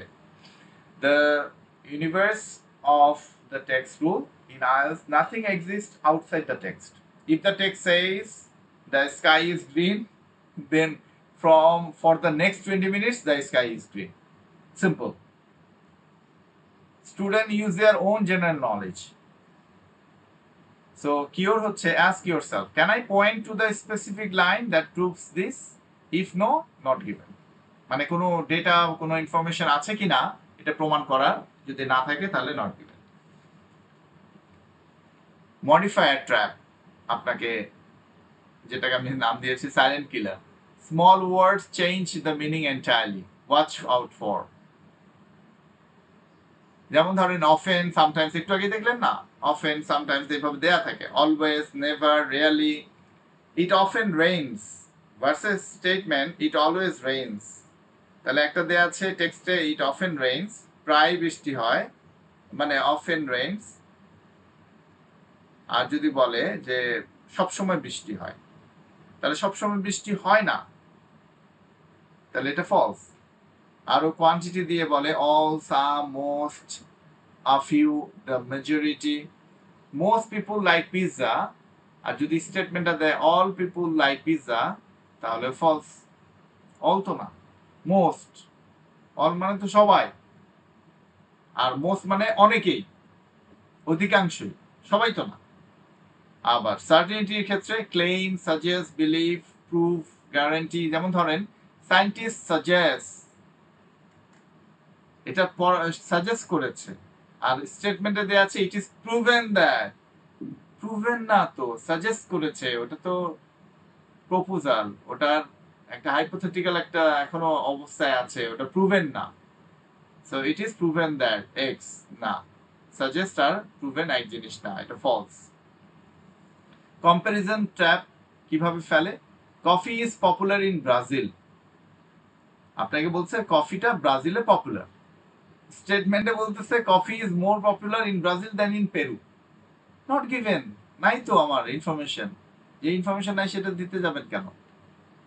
আচ্ছা, আজ এক্সাম ডে এর জন্য আগে ভাগে টিপস, এটা পরে তো আরো অনেক টিপস দিব, সো আমাদের শেষ না, আছে আরো। ডোন্ট লিভ ব্ল্যাঙ্কস, কখনো ব্ল্যাঙ্ক রাখবেন না। If you run out of time guess, there is no negative marking, guess করাতে কোনো অপরাধ নাই। ঢাকা ইউনিভার্সিটির অ্যাডমিশন টেস্ট না যে 0.5 মাইনাস হয়ে যাবে, এটা হবে না। হ্যাঁ, সো আপনি ফাঁকা রাখলে তো ওটা মার্কস পাচ্ছেন না, আপনি গেস করে যদি দেন সেটা হতেও তো পারে, 50-50 চান্স হতেও পারে। তো আপনি পড়ার পরে যদি না পান, তাহলে গেস করে অ্যান্সারটা দিয়ে আসবেন। The one in a row myth, I got 4 truths in a row, the next one must be false. এটাকে ignore this. It is possible to have 4 truths, follow the text, not a pattern. Pattern follow করেন না, এটাতে ধরা খাওয়ার chance কিন্তু থাকে 50-50। ভালোভাবে বুঝে অ্যান্সার করার চেষ্টা করবেন লাস্ট মোমেন্ট পর্যন্ত। তারপর যদি না পারেন, শেষমেশ মাথায় না কুলায়, তখন গেস করে অ্যান্সার দেন। কিন্তু ওই প্যাটার্ন ফলো করে 3টা হয়ে গেছে ট্রু, তাহলে আর তো হবে না, এবার ফলস, নট গিভেন এর মধ্যে করার চেষ্টা করবেন, এরকম গ্যাম্বলিং খেলবেন না। So order হচ্ছে true, false, not given question almost always come in order in the text. If you found answer 1 and answer 3, answer এই অর্ডারটা মানে বুঝবেন কিন্তু যে আপনার মানে ট্রু, ফলস, নট গিভেন এই অর্ডার বলছি না, মানে স্টেটমেন্ট গুলো অর্ডারে আসবে। মানে অ্যান্সার 1 আর অ্যান্সার 3 যদি খুঁজে পান, তাহলে অ্যান্সার 2টা হচ্ছে এই দুটার মাঝখানে থাকবে। সেটা ফলস হইতে পারে, সেটা নট গিভেন হইতে পারে, দ্যাটস ডিফারেন্ট। কিন্তু আপনি প্রথমটা আর 3 নাম্বারটা খুঁজে পেয়েছেন, বা 2 আর 3 খুঁজে পাইছেন, তাহলে 1 নাম্বারটা 2 এর আগে, 1-2 খুঁজে পাইছেন 2 এর পরে, 1-3 খুঁজে পাইছেন 3 এর আগে, 1 এর মাঝে, 1 এর পরে, এইরকম আর কি। এই অর্ডারের কথা আমি বলছি। ওকে, স্পেলিং চেক করবেন, একটা লেটার এদিক সেদিক হয়ে গেলে একদম 0 পয়েন্ট। 0 মানে 0। Hyphenated words, mother in law, এটা একটা ওয়ার্ড হিসেবে কাউন্ট হয়। হ্যাঁ, এটা 3টা ওয়ার্ড না কিন্তু। তাহলে আপনি যদি কোনো কিছু হয় এরকম হাইফেন দিয়ে, আবার মানে মিনিং হোক বা না হোক, হাইফেন দিয়ে দিলেই হচ্ছে না। হ্যাঁ, যেমন কাউন্ট অ্যাজ দিয়ে আপনি হাইফেন দিয়ে দিলেন, এটা একটা ওয়ার্ড হবে না তো। সো এই বিষয়টাও জানতে হবে, সেটাও আমাদের পাংচুয়েশন আমরা শিখে নেব, কোনগুলো কিভাবে হাইফেন দিতে হয়, কোনগুলো হাইফেনেটেড ওয়ার্ড, কোনগুলো একটা হিসেবে কাউন্ট হবে। শুধু এখন ইনফরমেশন আপনাদের, যদি হাইফেন দেয়া থাকে তাহলে এটা 3টা শব্দ একসাথেই, এটা মাদার ইন একজনকে বোঝাচ্ছে। জি রাকিব সাহেব বলেন। স্যার এই যে মাত্র যে আপনি বললেন যে হাইফেন ওয়ার্ড যদি থাকে তাহলে একটা ওয়ার্ড হিসেবে কাউন্ট হবে, মাদার ইন ল এখানে হাইফেন দিয়ে কানেক্টেড, দ্যাটস ওয়াই এটা একটা ওয়ার্ড।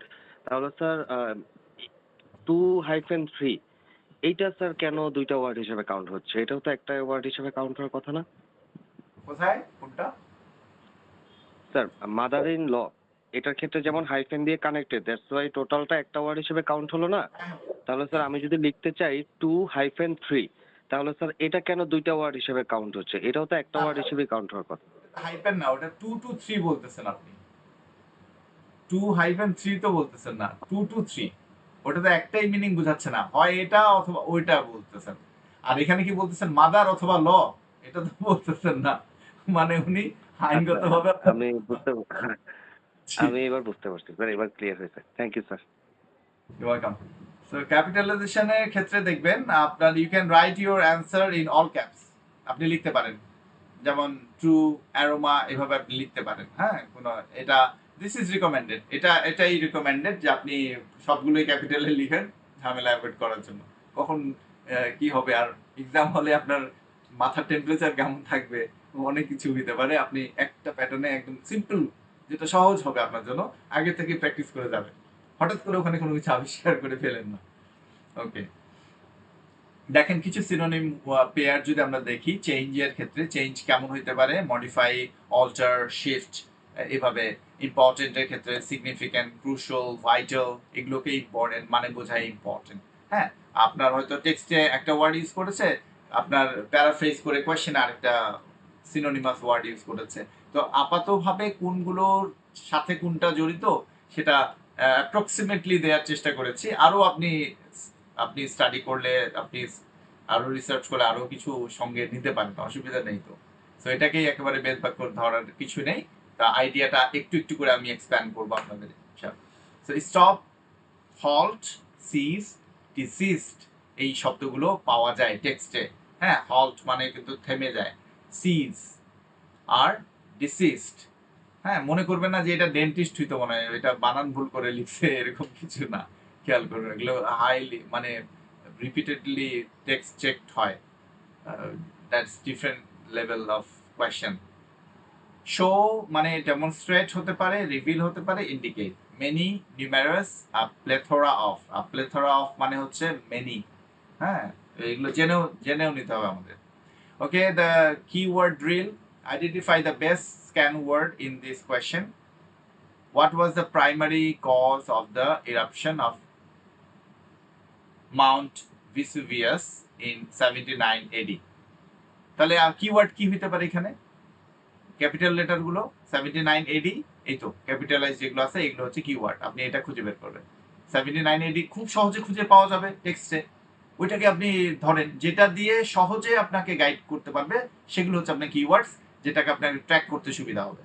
সেগুলোকে আপনি কোয়েশ্চেন থেকে আপনি আইডেন্টিফাই করবেন, ওগুলোকেই সার্চ করবেন লোকেশনটা খুঁজে বের করার জন্য। Why do scientists believe the dodo bird became extinct? তাহলে ডোডো এটা আপনি খুঁজে পেতে সহজ হবে, তাই না? How much did the population increase between 1990 and 2000? তাহলে 1990 থেকে 2000 এর মধ্যে এই দুটো টার্মোলজি গুলো আপনার এটাকে প্যারাফ্রেজ করতে পারবে না, টেক্সটেও এটাই থাকবে। এখানে গিয়ে লোকেট করেন, স্ক্যান করে আপনি জায়গাটা খুঁজে পাবেন। সো টাইম ম্যানেজমেন্টের বিষয়টা যেটা আপনাকে খেয়াল রাখতে হবে, 17, 20, 23। প্রথম প্যাসেজের জন্য চেষ্টা করবেন এটা যেন 15 থেকে 17 মিনিটে শেষ হয়ে যায়। দ্বিতীয় প্যাসেজ ম্যাক্সিমাম 20 মিনিট রাখতে পারবেন। তৃতীয় প্যাসেজের জন্য 23 মিনিট রাখার চেষ্টা করবেন। অনেক সময় ডিফিকাল্ট হয়ে যায় বেশি, শুরুগুলো খুব ইজিয়ার হয় আর আপনি তখন সময়টা নষ্ট করছেন, রিল্যাক্স করছেন।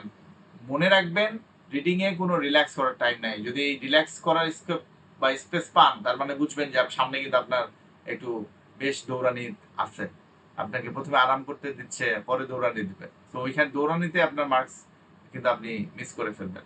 এটা করবেন না। যখন যেটার জন্য যতটুকু সময় লাগে খুব অ্যালার্ট থাকবেন, খুব তাড়াতাড়ি মানে আপনি হান করেই চলে আসবেন, শিকার শেষ আপনি চলে আসেন। আর জঙ্গলে থাকার দরকার নাই, ফরেস্টে আপনার রাত হয়ে গেলে আরো বাঘ আপনাকে শিকার করে ফেলতে পারে। এই জন্য মানে সময় আপনার খেয়ে ফেলবে, এটা করবেন না। সাধারণত স্টুডেন্টদের প্যাসেজ থ্রিতে সময় থাকে না, এটার জন্য আগে থেকেই সতর্ক থাকতে হবে। 2 মিনিট লজিক, যদি আপনি কোনো অ্যান্সার 2 মিনিটে খুঁজে না পান ওইখানে আর থাকেন না, চলে আসেন, গেস করেন, অ্যান্সারটা ই করে দিয়ে দেন। কোনো নেগেটিভ মার্কিং নাই গেস করাতে।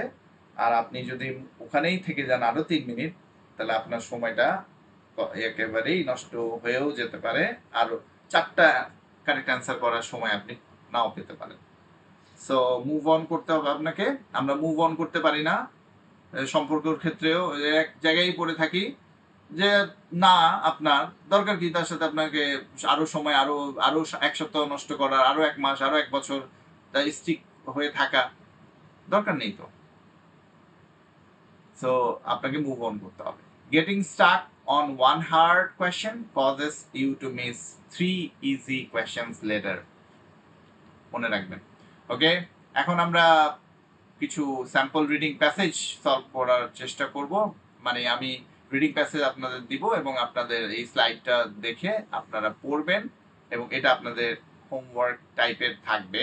আপনারা এটা যখন আবার এই ক্লাসটাকে রিপিট করবেন, যেহেতু আমাদের সময়টা আমরা একটু গ্রুম করতে বেশি নিয়েছি।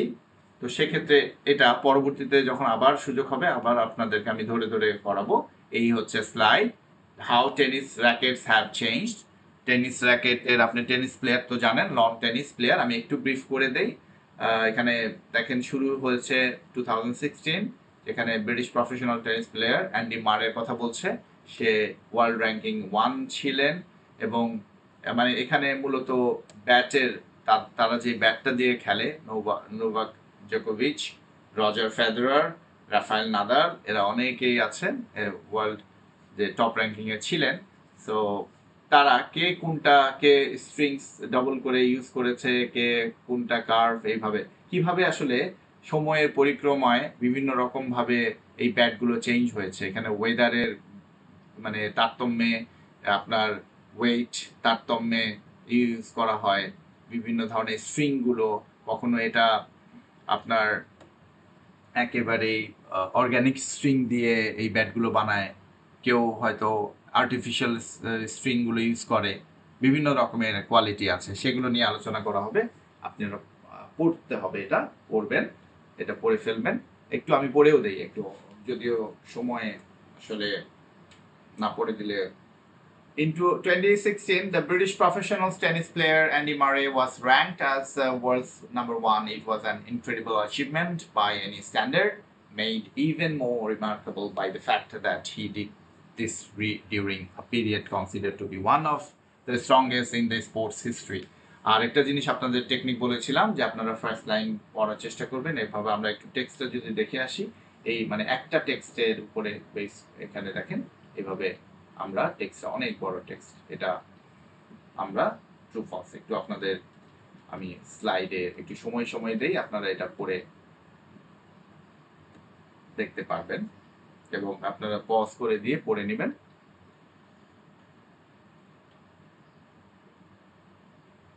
হরাইজন্টালস, ভার্টিক্যালস মানে যেভাবে উলম্বিক, আনুভূমিক, সেগুলো।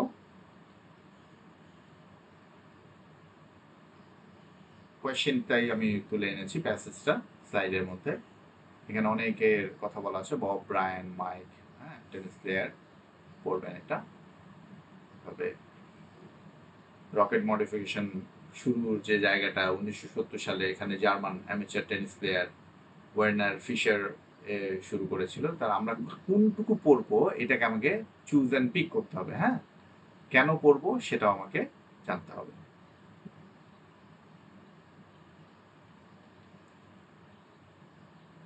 এইভাবে আমরা দেখে যাচ্ছি। এখন দেখেন এই তো ইনস্ট্রাকশন 1 থেকে 7টা কোয়েশ্চেন এই ইয়াতে এসেছিল, রিডিং প্যাসেজ, এটা ক্যামব্রিজের তুলে আনা এখান থেকে। এই দেখেন টোটাল বলেছে 7টা কোয়েশ্চেন। খেয়াল করেন, এখন আমরা যদি একটু কিওয়ার্ডস গুলো দেখিয়ে দেই। এখানে পিপল হ্যাড এক্সপেক্টেড অ্যান্ডি মারেতে আপনি কি করবেন যে আমি যদি আপনাকে এই প্রশ্নটা বলতে চাই, Murray to become the world's top tennis player for at least 5 years before, মানে এক্সপেক্ট করেছিল কিনা, পিপল আগেই এক্সপেক্ট করেছিল কিনা যে অ্যান্ডি মারে টপ টেনিস প্লেয়ার হয়ে যাবেন, এটা ছিল। তাহলে কিওয়ার্ডস আপনি বের করে ফেললেন, অ্যান্ডি মারে কোথায় আছে, একদম এটা ফার্স্ট প্যারাগ্রাফে আপনি পেয়ে যাবেন। আচ্ছা, the change that Andy Murray made to his rackets attracted a lot of attention. এটা কি অনেক অ্যাটেনশন ড্র করেছিল কিনা, সেটা কোনটা, অ্যান্ডি মারে র্যাকেটের যে চেঞ্জ করেছিল, কিওয়ার্ড হয়ে গেল। Most of the world's top players take a professional racket stringer on tour with them. তাহলে মোস্ট অফ দ্য, অধিকাংশ প্লেয়ারে কি করে, প্রফেশনাল র্যাকেট স্ট্রিঙ্গার সঙ্গে নেয়। হ্যাঁ, যারা স্ট্রিং লাগাতে পারে সেরকম প্রফেশনালদেরকে সঙ্গে করে তাদের ট্যুরে সঙ্গে রাখে। তো গেস করাই যায়, তাই না, প্রফেশনাল গেম, সে প্রফেশনাল ট্রেনার বা স্ট্রিঙ্গার তো রাখতেই পারে। তো সেটা আমরা টেক্সটে মিলিয়ে দেখব। মাইক অ্যান্ড বব, খেয়াল করেন আপনি কি বের করবেন, মাইক অ্যান্ড বব ব্রায়ান, এই দুটাকে যেখানে আছে সেই প্যারাগ্রাফে আপনি গিয়ে লোকেট করবেন, তাহলে এটা অ্যান্সার। আপনি আপনাকে জাস্টিফাই করতে হবে, ম্যাচ করতে হবে। Use rackets that are light in comparison the majority of rackets, এটার যে র্যাকেটটা ইউজ করতে সেটা লাইট কিনা। অন্য যে কোনো র্যাকেটের তুলনায়। এরপরে দেখেন একটু আগে পড়েছিলাম না ওয়ার্নার ফিশার ওই যে 1970 দেখলেন। একটু যখন বেশি বেশি পড়ার অভ্যাস করবেন দেখবেন আপনার ব্রেইনও কিন্তু স্টোরেজ মানে করতে পারবে। প্লেড উইথ আ স্প্যাগেটি এই স্ট্রাং এটা নামটা এটা দেখবেন, এটা দিয়ে racket that he design himself. এখানে আরেকটা ক্লু আছে, এইটা দেখবেন ম্যাচ করবে। এখন এইটা কি সে নিজেই ডিজাইন করছে কিনা এইটা হচ্ছে প্রশ্ন।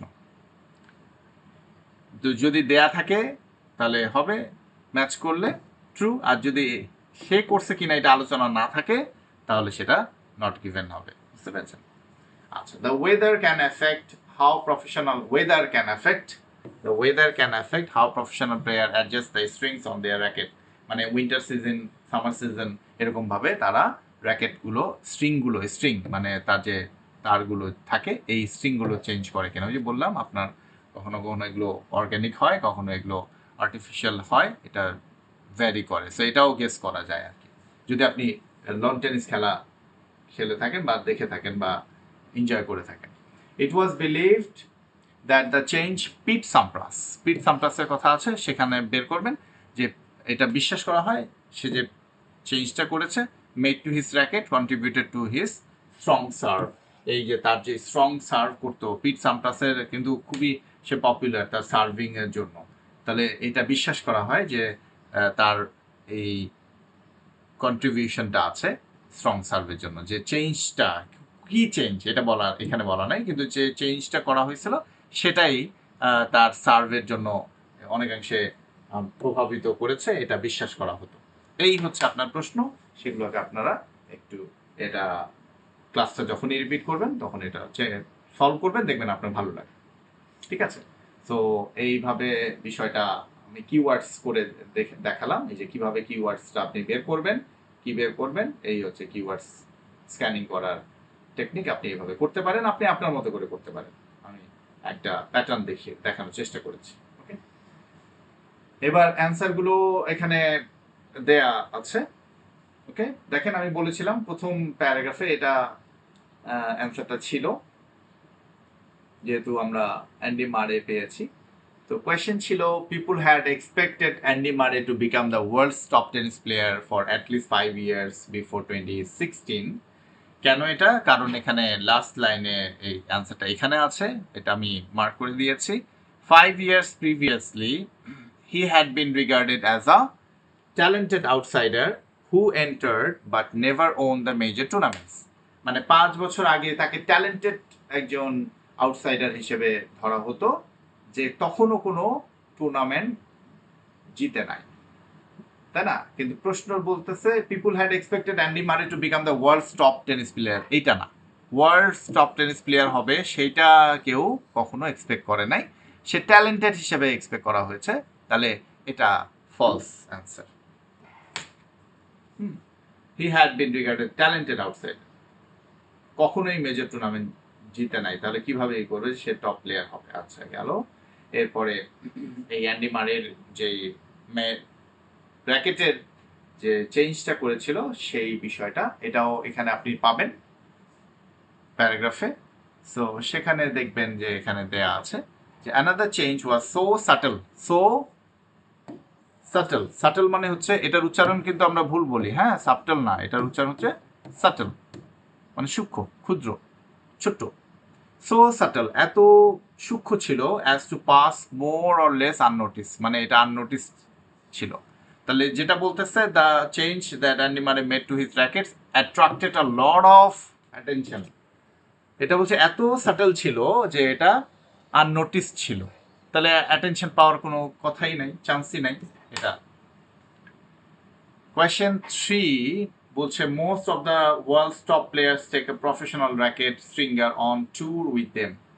হ্যাঁ, বিষয়টা যদি আমরা অনুমান করার একটা সেন্স কিন্তু কাজ করে, তাই না? যে হ্যাঁ তত নিবে, আমি যেভাবে আপনাদেরকে মিসগাইড করলাম এটা তো রাখতেই পারে। কিন্তু এই ইনফরমেশনটা আপনি যদি না পান, স্ট্রিঙ্গার রাখে কি রাখে না আলোচনায় যদি না থাকে, তাহলে সেটা নট গিভেন হবে আনসার কোয়েশ্চেন সূত্র অনুযায়ী। 4 নম্বর যে কোয়েশ্চেন ছিল Mike and Bob Bryan use rackets that are light. Light কিনা। তো এখানে আমরা এই যে মাইক অ্যান্ড বব ব্রায়ান এখানে আপনি খুঁজে পাবেন, খুঁজে পাওয়ার পরে ফর এক্সাম্পল এখন পরের পুরোটা we were very particular with our racket specification, এটা মাইক আর ব্রায়ান বলছে, হ্যাঁ, they say all our rackets are sent from our manufacturer to Tampa, এটা ফ্লোরিডায়, হ্যাঁ, টাম্পাটা ফ্লোরিডায়, তাদের রেকর্ডগুলো যেগুলো ম্যানুফ্যাকচারার এটা পাঠানো হয়, where our frames go through a thorough customization process. They explain how they have adjusted not only racket length but even experimented with different kinds of paint, মানে রংটাও একটা different kind of paint they do use. The racket they use now weigh more than the average model, average যে মডেলগুলো সেগুলো থেকে ওয়েটা বেশি, and also have a denser string, denser মানে সেটার এই যে এইগুলো আছে না স্ট্রিংগুলো, এখন তাদেরটা হচ্ছে আরো আরো আরো আরো আরো আরো ডেন্সার, বেশি বেশি থাকে এখানে, এখানে তাদের ডেন্সিটিটা বেশি থাকে, এই তারা বলতেছে the rocket they use now weigh more than average model and also have denser string pattern, that is more process and mains, মানে মেইন গুলো যদি কেউ এই চারটা দেয় ওরা হয়তো এই যে আরো দিয়েছে, এবং এগুলোতেও যদি থাকে চারটা ওরা আরো এখানে বাড়িয়েছে, এই বিষয়টা হচ্ছে এটা র্যাকেটের কথা বললাম বোঝানোর জন্য। ওকে, এখন টেক্সটের স্টেটমেন্টে কি বলছে, স্টেটমেন্ট বলছে Mike and Bob Bryan use racket that are light, আর এখানে কি বলতেছে ওয়ে মোর, একদম অপোজিট, তাই না? তো ওরা লাইটের, এখানে স্টেটমেন্টে বলছে লাইটের কথা, আর ওরা বলছে use now weigh more than average model and also have denser string, বেশি স্ট্রিং হলে তো বেশি হবেই ওজন, তাহলে এটাও বুঝতে পারলেন। এরপরে আরেকটা question, Werner Fischer played with a spaghetti strung racket that he designed himself, এই বিষয়টা নট গিভেন হওয়ারই চান্স, এটা সেন্স করতেই পারছিলাম আমরা। ওয়ার্নার ফিশার, আশা করি আপনারাও সেন্স করেছিলেন, Werner Fischer started playing with the so called spaghetti, দেখেন এটা মিলেছে, সো কল্ড স্প্যাগেটি, এই যে স্প্যাগেটি স্ট্রাং র্যাকেট। এখন প্রশ্ন ছিল এটা সে ডিজাইন করছে কিনা racket, it created a string bed generated top spin করে, ওটা banned by the International Tennis Federation, এটা ব্যান করে দিয়েছিল। Within a decade or two racket modification become a regularity, এরপরে এটা রেগুলার ব্যাপার হয়ে গেছে। Today it is in many ways an aspect of the game that is equal in signification in nutrition training. দেখেন ও spaghetti strong দিয়ে খেলছে র্যাকেটে, এটা ব্যান করছে ফেডারেশন, সবই পাওয়া গেছে, কিন্তু সে এটা ডিজাইন করছে কিনা এটার তো ইনফরমেশন নাই, যেহেতু নাই সেজন্য এটা নট গিভেন, এটা প্যারাগ্রাফ 5-এ আপনারা পাবেন। এরপরে দেখেন এটা ক্রনোলজিক্যালি আসতেছে, কিন্তু একটার পরে একটা ক্রনোলজিক্যালি আসতেছে, ট্রু ফলস নট গিভেন আমি বলেছিলাম, ক্রনোলজি 5 পেয়েছেন, তাহলে 6 পাবেন তারপরে। ওকে, সো কি বলেছে, the weather can affect how professional players adjust the strings on their rackets. তাহলে এখানে খেয়াল করেন, এখানে বলছে যে এই যে আমরা এখানে পাচ্ছি climate conditions and game styles, কি আমরা সেন্টেন্সটা যদি পড়ি, the former is far more common than the latter, the choice of the string and the tension with which they are installed in something that nearly all professional players experiment করে, they will continually change it depending, এই যে দেখেন depending on various factors, কি factor, surface কেমন, ক্লের নাকি এটা গ্রাস, এটার উপরে ডিপেন্ড করে, court surface, climate condition and game স্টাইলের উপরে, ডাবল নাকি সিঙ্গেল, সব কিছু মিলিয়ে এটা স্টাইলের উপর ডিপেন্ড করে, চেঞ্জ করে অনেকগুলো ফ্যাক্টর। তো এখানে বলতেছে the weather can affect how professional players, এটা অ্যাফেক্ট করতে পারে কিনা, হ্যাঁ অ্যাফেক্ট করতে, এখানে ওয়েদার, এখানে ক্লাইমেট, ট্রু। এরপরে দেখেন, it was believe that the change Pete Sampras made to his racket contributed to his strong serve, তাহলে আপনি এখানে পাবেন প্যারাগ্রাফ 9-এ, আপনি এমন না যে 6-এর পরে 7টাতেও থাকতে হবে এমন কিছু না, তবে তার নিচে থাকবে, এটাই হচ্ছে কথা। এখানে বলা হয়েছে much of the serving power of US professional player Pete Sampras, এই যে Pete Sampras পেয়ে গেছি আমরা, Pete Sampras was attributed to the addition of 4 to 5 lead weights, এই যে lead, ওই যে পাত লাগায় রাখে, হ্যাঁ, আমরা অনেক সময় যে কিছু লিডের যে ওয়েট এখানে দিয়ে দেয় ব্র্যাকেটের মধ্যে, তাহলে ওটা ভারী হয়। And today many professional have the weight adjusted during the manufacturing process, এটা করে ফেলে। সো এটা বিশ্বাস করা হয় অবশ্যই, এটা much of the serving power of US professional attributed to the additional, এটা করে সে, হ্যাঁ, এটা বিশ্বাস করা হয়, এটা ট্রু। ঠিক আছে, if you have any question you can ask. আমি একটু সলভ করে দেওয়ার চেষ্টাও করলাম। So and thank you very much. Okay, so আর কারোর জন্য কোনো প্রশ্ন না থাকে তাহলে we can conclude our today session. ভালো থাকবেন। আসসালামু আলাইকুম ওয়া রাহমাতুল্লাহ।